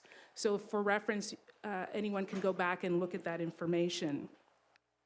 And the last point on the issue is, again, about having these meetings. It has nothing to do with this, but having these meetings available to the public. I know that it's been raised on a few occasions that these meetings are done in the daytime, but in order to have it truly be public, I would encourage the board member to initiate moving to have these meetings at least half the time throughout the year after 5 p.m. so that anyone who wants to participate in this public process has the opportunity to do so. Are you referring to the Joint Public Safety, or are you referring to this committee? I'm sorry, the door closed and I didn't hear what you said. Are you referring to the Joint Health and Safety Committee, which is just the joint between the service and the association, or are you referring to the board meeting that we're in now, the after 5? I would say both, but when you just clarified, you said that that was the question I was actually looking for, Deputy Venciano, with regards to whether or not these other committees are available to the public to attend, or if they're private committee meetings. So it would be for both. That one is not, to my knowledge. Okay. I'm just a new co-chair at it, but it is the association and the board, the association and the service, the board meeting to discuss matters of interest, which then come here to be reported on. And I'm told that Mr. Veneziano's addendum report is on the internet if you go to that. So your first question is that answer? Partly. So okay, now we're up to 5 minutes. Yeah, but that's because you asked me a question, but I don't know if that's included in the 5 minutes. It's included in the 5, unless you've got a very quick closing right now. Yes, a very quick closing statement with regards to, again, the board's policy on presumptive legislation and its advocacy role for Toronto Police Services member. I would ask that someone would move a motion to request that the board does take a role, because you've already acknowledged that you do public advocacy work on behalf of Toronto Police Services on this board. And I would ask that there's a motion moved to send a letter to the Minister of Labor, Mr. MPP Flynn, with regards to making presumptive legislation available so that our members can have access to the helps that they need with regards to post-traumatic stress disorder. Thank you very much. Thank you. Any questions by board members? Okay. Yeah. Thank you very much. Thank you. With that, any further discussion on the, Councillor Carroll? Yeah, so if I can ask the chief or staff to comment, maybe Mr. Veneziano, the Health and Safety Committee in this public sector body, as in others, is an internal committee as per legislative requirement, is it not? That's correct. Okay. And with regards to the final point that Ms. Renee was asking about, it's awkward for us because I'm hearing it for the first time. So I don't want to actually move a motion because I don't know what the impact of moving that motion is. Just in general, in terms of keeping members abreast of, and even civilian staff abreast of what's available both in legislation and in service with respect to PTSD. Does that happen through the Intranet Wellness Initiative site, or how do we do that? That is going to be and it is a very important part of our wellness program that talks to it and is concerned with both the physical and mental health wellness of our members and the identification of issues before they become more severe. So that is part of the program that we're not only working on but trying to enhance. And even before there was any kind of ongoing legislative action, we were actually already working on that, were we not? We're more or less a leader in trying to make sure that we are providing in that regard. We're actually a little bit ahead of the provincial legislations forcing us to do those things, are we not? I would just say, and I just sort of inherited this portfolio, but I would say that certainly we're very committed and are very committed to the wellness of our members. The whole issue of the mental health in service is something that Deputy Chief Federico, that's number 2 on our board, is the people in distress. When Deputy Chief Federico presented in the Kabuchi report in September, we split that and it dropped down to 16 as we monitor the implementation of that. But Dr. Nuria has chaired the committee that is working with, again, Deputy Chief Federico and setting the standard. And, the focus of the focus of the people in distress was do no harm. The focus of this is it's a health issue, not a character issue. And we want to destigmatize it and make sure everybody talks about it because it is a significant issue from a variety of points of view. So, Councillor Carroll, I don't think we've got the final answer, so to speak, but we are working on it, and it is a high priority, number 2 on the board. So, Dr. Nuria, is there anything you want to add to that? The interim report was presented to this in the open forum a couple of months ago, and we said we'll come back after we're completing all the required recommendations of the Kabuchi report. So you will be getting it. Right. So given those answers, I think we thank the deputy for her presentation, but I don't see the need to add motions at this time. Then may I have a motion to receive the report? Councillor Carroll, seconded. Mr. Jeffers, all in favor? Carried. Thank you. That takes us up to number 9, which is we have a presentation about this. So it's Scott McKean and Todd Orvitz are going to give a brief presentation to talk about this from the community development, the City of Toronto point of view. So, gentlemen, thank you. Sorry to keep you waiting, but thank you for coming and taking the time to take us through this important initiative. Thank you, Councillor Carroll. I can probably kill the mics from here.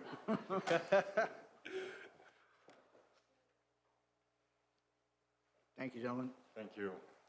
My name is Todd Orvitz. This is Scott McKean from the City of Toronto. I'm here on behalf of the Executive Director, Social Development, Finance, Administration, Chris Brillinger. As you've already heard, SPIDER stands for the Specialized Program for Interdivisional Enhanced Responsiveness. It's not simply a clever acronym. It's actually meant to reflect the safety net function that SPIDER performs for some of the most vulnerable Torontonians. SPIDER was established in order to address increasing challenges for vulnerable Torontonians. We set out to do it through primarily the development and implementation of a coordinated system for service provision. SPIDER began with an in-depth environmental scan that was focused on identifying gaps in service areas, and ones in particular that lead to increased vulnerability for already vulnerable Torontonians. This allowed for the creation of new systems for staff and community agencies to use in order to more efficiently and effectively respond to the needs of the city's most vulnerable people. These new systems include the establishment of our situation table, which Scott will speak more about, and the development also, Scott will speak more about, of our information sharing protocol. It's important to note that SPIDER is not a program unto itself. Rather, Spider relies on existing authorities within the current legislative framework in order to coordinate service delivery. As a result of the environmental scan we did and through coordination and consultation with stakeholders, we identified three main areas wherein service systems could be enhanced. The first is information sharing practices within the city and with our agencies and partners that we work with. The second is in breaking down a more siloed approach to service provision with the diverse range of service provision divisions within Cluster A, particularly at the city. And the third is in the development of best practices for those coordinated efforts. So to ensure that the actions that flow from the coordinated service delivery model, they actually implement effective strategies when working with people directly. It's not prudent, I think, at this time to get into how all the systems work from a legislative perspective, but it's important to note that Spider operates on the principle that personal information will only be shared when it's lawfully authorized, and even then, only to the minimal extent that's necessary in order to allow the receiving division or agency to fulfill its mandate. Spider's seen some significant successes since its inception, and many of these successes can be tied to the work that Scott and his team have done and continue to do. With that sort of higher level perspective on things, I'll turn it over to Scott to, as he does best, get into the weeds with some of this stuff. Including, I hope, how the Toronto Police fit into all of this and what's expected of us, et cetera.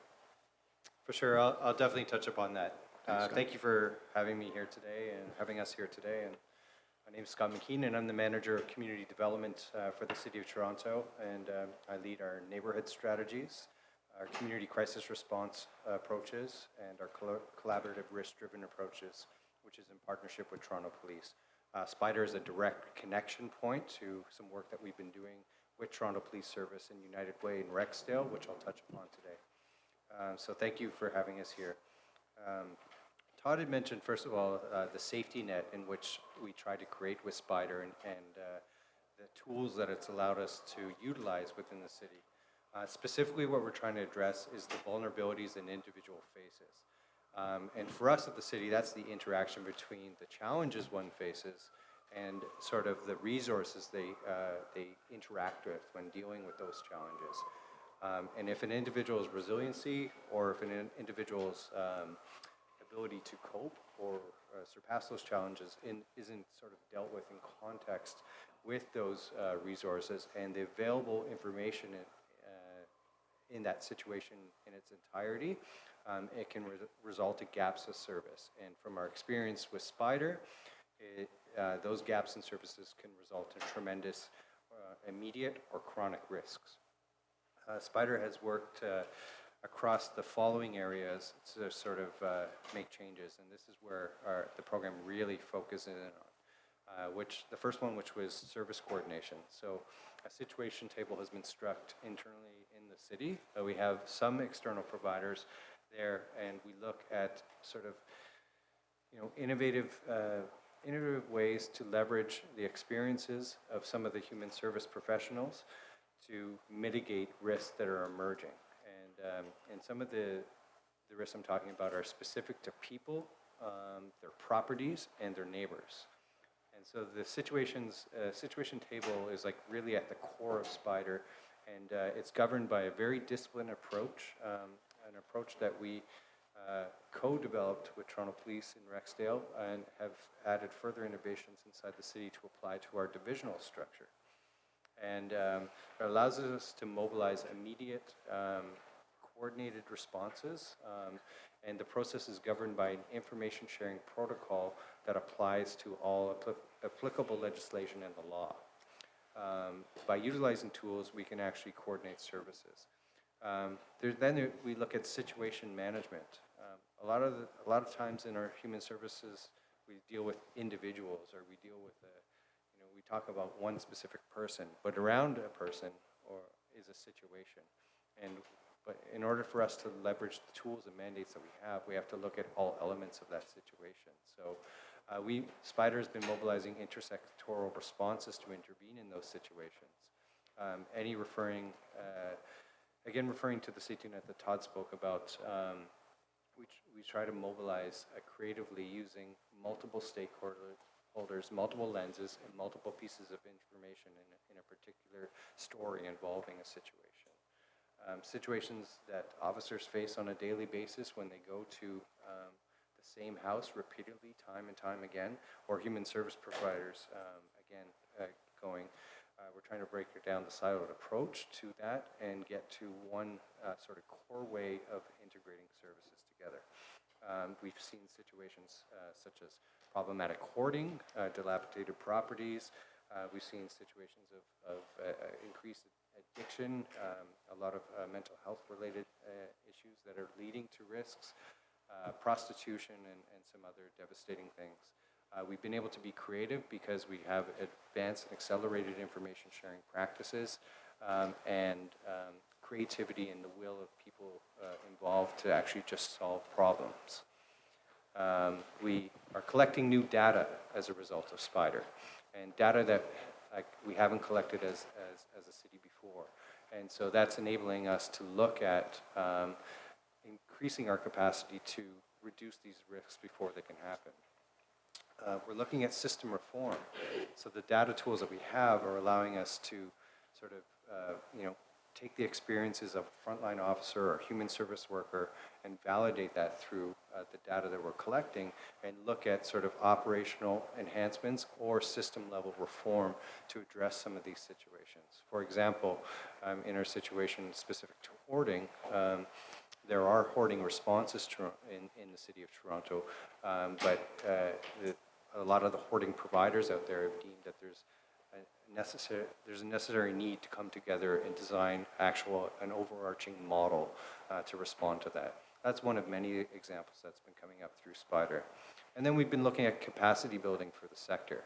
So out of the interventions, we're seeing trends and we're seeing continued service calls. So what we're trying to do is develop information sessions and discussions. So we launched an open dialogue and vulnerability series that gets at the heart of those discussions, that brings human service professionals, residents, providers together, and it's breaking open things like the Mental Health Act, breaking open things like capacity, consent, information sharing that will further enhance the human services ability to do work. This collaborative risk-driven approach that we're doing is not new. I said off the top, it's building on some incredible successes that we've seen in Rexdale, which has taken a similar approach using a neighborhood lens to reduce crime and victimization. That process is led by Toronto Police, by the City of Toronto. So Scott, this is the hub writ large? Yeah, it's we use the term situation table to not get confused with physical hubs in Toronto, but that's exactly what it is. Yeah. And so we've evaluated that process in Rexdale, and we've been evaluating SPIDER, and we've had some great wins across the board in safety and also dealing with vulnerability. So moving forward, there's an amazing opportunity to look at merging these two processes and developing one collaborative risk-driven approach for the City of Toronto. So today, what we wanted to come here for, thank you for responding to us sending you the report. We wanted to answer any questions that you may have about the model. We're looking for your continued support of SPIDER and the expansion of our collaborative risk-driven approaches from Rexdale to other neighborhoods and Toronto Police Service leadership in that process. Council has directed SPIDER to support the development of a curriculum for public service professionals and councillor staff who work with vulnerable populations. We would like to work and sort of collaborate with Toronto Police around training, developing training curriculums, and working with vulnerable individuals. And as we enhance our data collection systems, we would like to work with Toronto Police to look at the data that you have around working with vulnerable populations to help us reduce the risk that vulnerable populations face. And so that's our sort of our ask today. Thank you. Thank you, gentlemen. Board members, questions?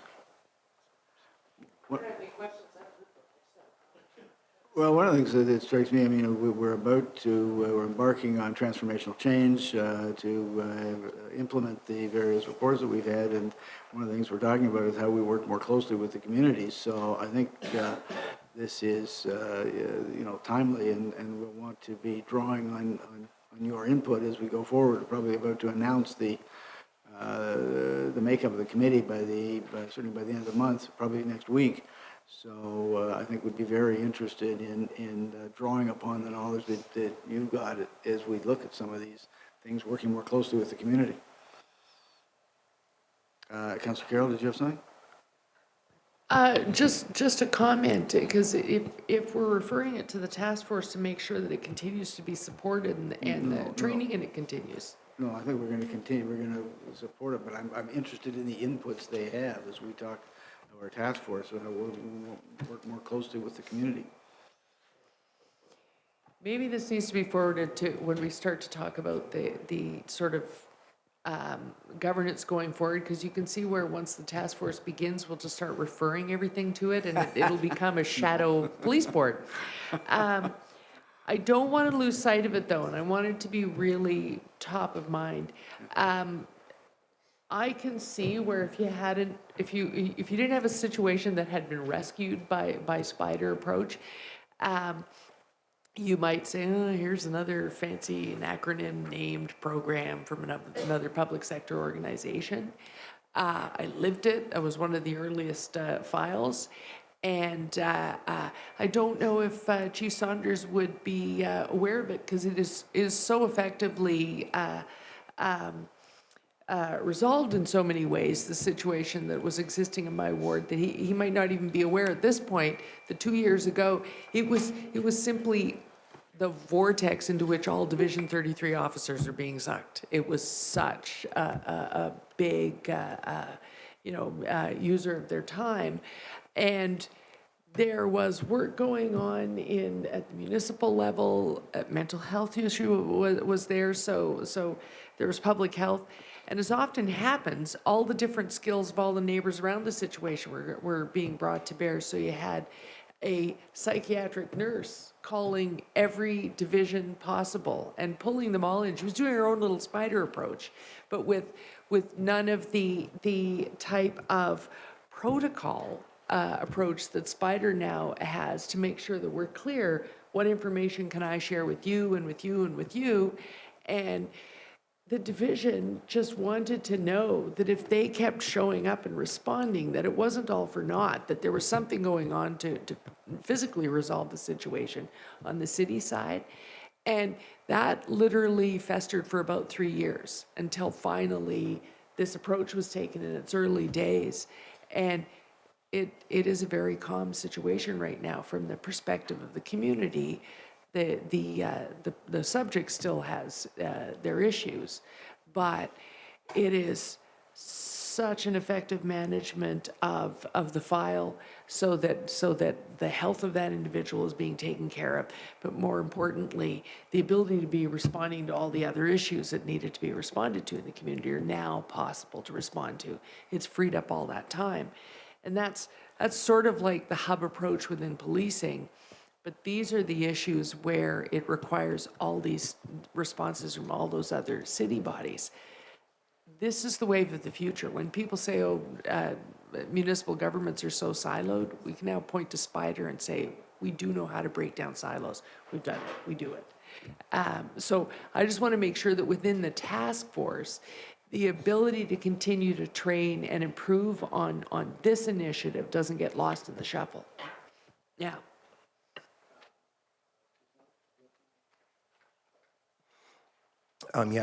Realistically, this is something that we have been doing for years, but we just haven't given it a formal name. So having a formal protocol to it, I think, is a good thing. And as a councillor stated, first off, it has, you have more sustainable conclusions. So when the problem is looked after and dealt with, it is dealt with for a long period of time versus the repetitiveness that happens when you only have one agency continuously dealing with an issue. So that will help reduce calls for service. I think just also to name, like in terms of the process, Toronto Police have been involved. Toronto Police nudged the city to be involved in the work that we're doing in Rexdale, and see Inspector Saunders in the back. He plays a lead role in the Rexdale work right now. But I think there's a motion to expand that, and what we really wanted to shine a light on is when we tested. We were enjoying what we were learning and what we were collaborating on in Rexdale so much that we took the approach and we wanted to test it through another lens, which was the vulnerability lens, because was one level of immediate elevated risk, and then there's another level of chronic health and safety risks. And so now we're saying there's merit to looking at the intersection of both of these elements in an overall approach, and that's where we're ultimately headed.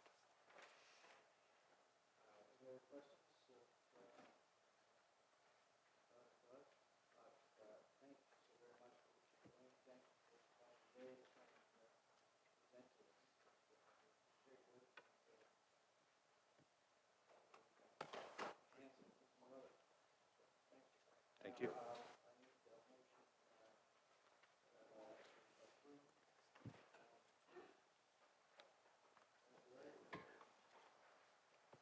Well, Mr. Chair, procedural point, it says it's recommended the board determine how it wishes to respond, which means that CDR expects a response. So you maybe want to move that having heard the presentation, it will remain an active initiative here at the Toronto Police Service as well, or something to that extent. Right, but simply to respond to CDR that it remains an active initiative at the Toronto Police Service as well, because it does. Police are actively working in spider cases now. Yeah.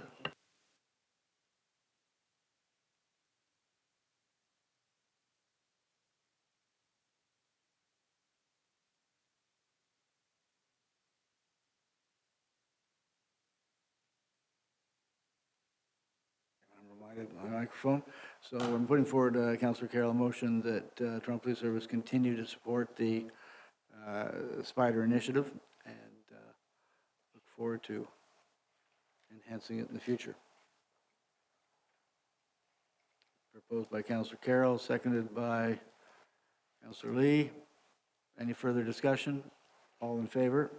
Thank you. Councillor Lee, you held item number 11. Thank you, Chair. Going through this, question one is that why was all this not included in the original implementation and contract rather than another extension?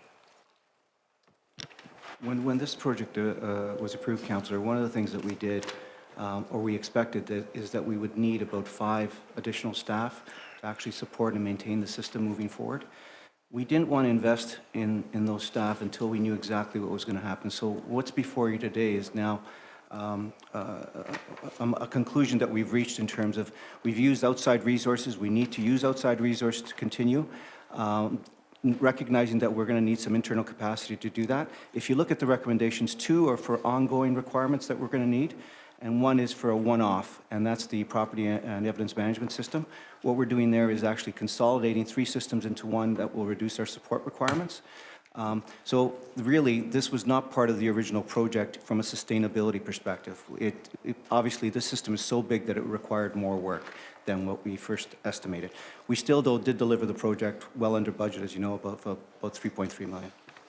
So at the end of this extensions, 3 extensions, we should be in the be able to support this with in-house staff. That's what this is intended to do, to buy us time to be able to develop that internal capacity. Okay. Because when I see the first item, when I analyze it, it's $200,000. So it's a very expensive, for a senior business analyst. So and that's why we want to use internal staff, because it's much more expensive to use contract staff. We've had to do it to maintain continuity, and we're trying to buy time until August, and at that time, hopefully we'll be able to identify some internal capacity to be actually able to deal with a requirement that's very much an ongoing requirement to support a $24 million investment. Yeah. I see that the point 3 is actually the same, but so the second position there is actually part-time, right? Because I see the cost is quite low. Yeah, it's essentially 1 day a week or a few days, probably about 50 days a year that we would need this individual. But again, if we find that we identify internal capacity, we would disengage that individual. So you can assure me that we will not see another extension coming forward in the future? This is it. This is it. Okay. So I'll move it.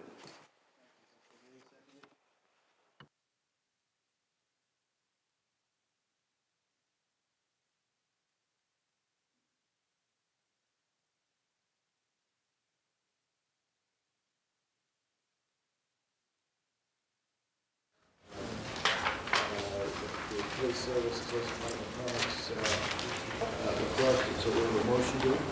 It's on the screen.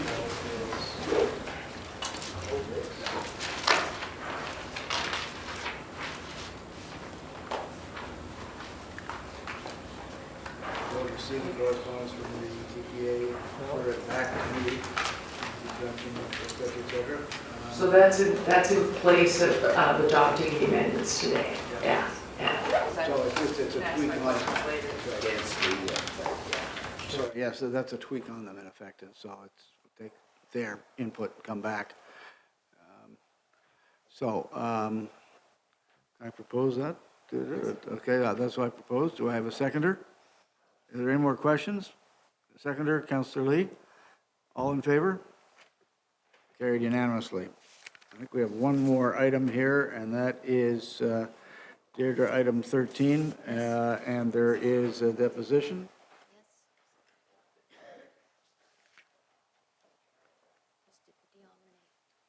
You again. 5 minutes.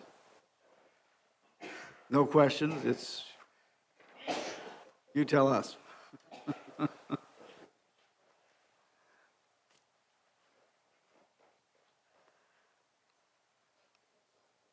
Okay.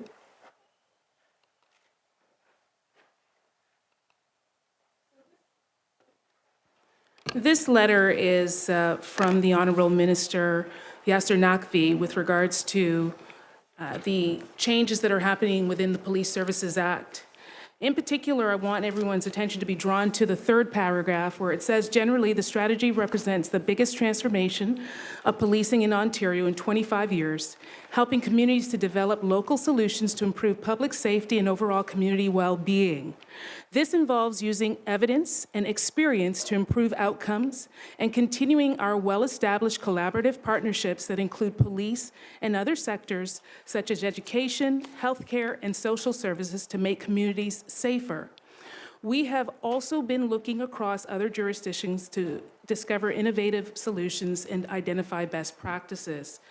I am curious as to the board's position, and I would be very interested in knowing if any of these members of the board would make this question, put forward this question on behalf of the public, whether or not the board has, or what proactive initiatives the board has taken in order to follow up with this letter dated November 27, 2015, in conjunction with Minister Naqvi's statements, in particular that paragraph. And also, I would ask a member on this board to raise this question or to possibly follow through with this. What public disciplinary processes are in place to hold police accountable for their actions against public interests?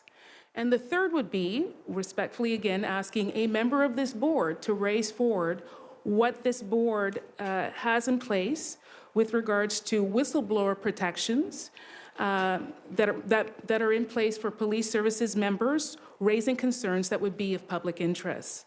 So this all is in conjunction with this letter that was put forward by the Honourable Minister. As you know, there were a lot of public consultations surrounding the new Police Services Act or the amendments to the Police Services Act.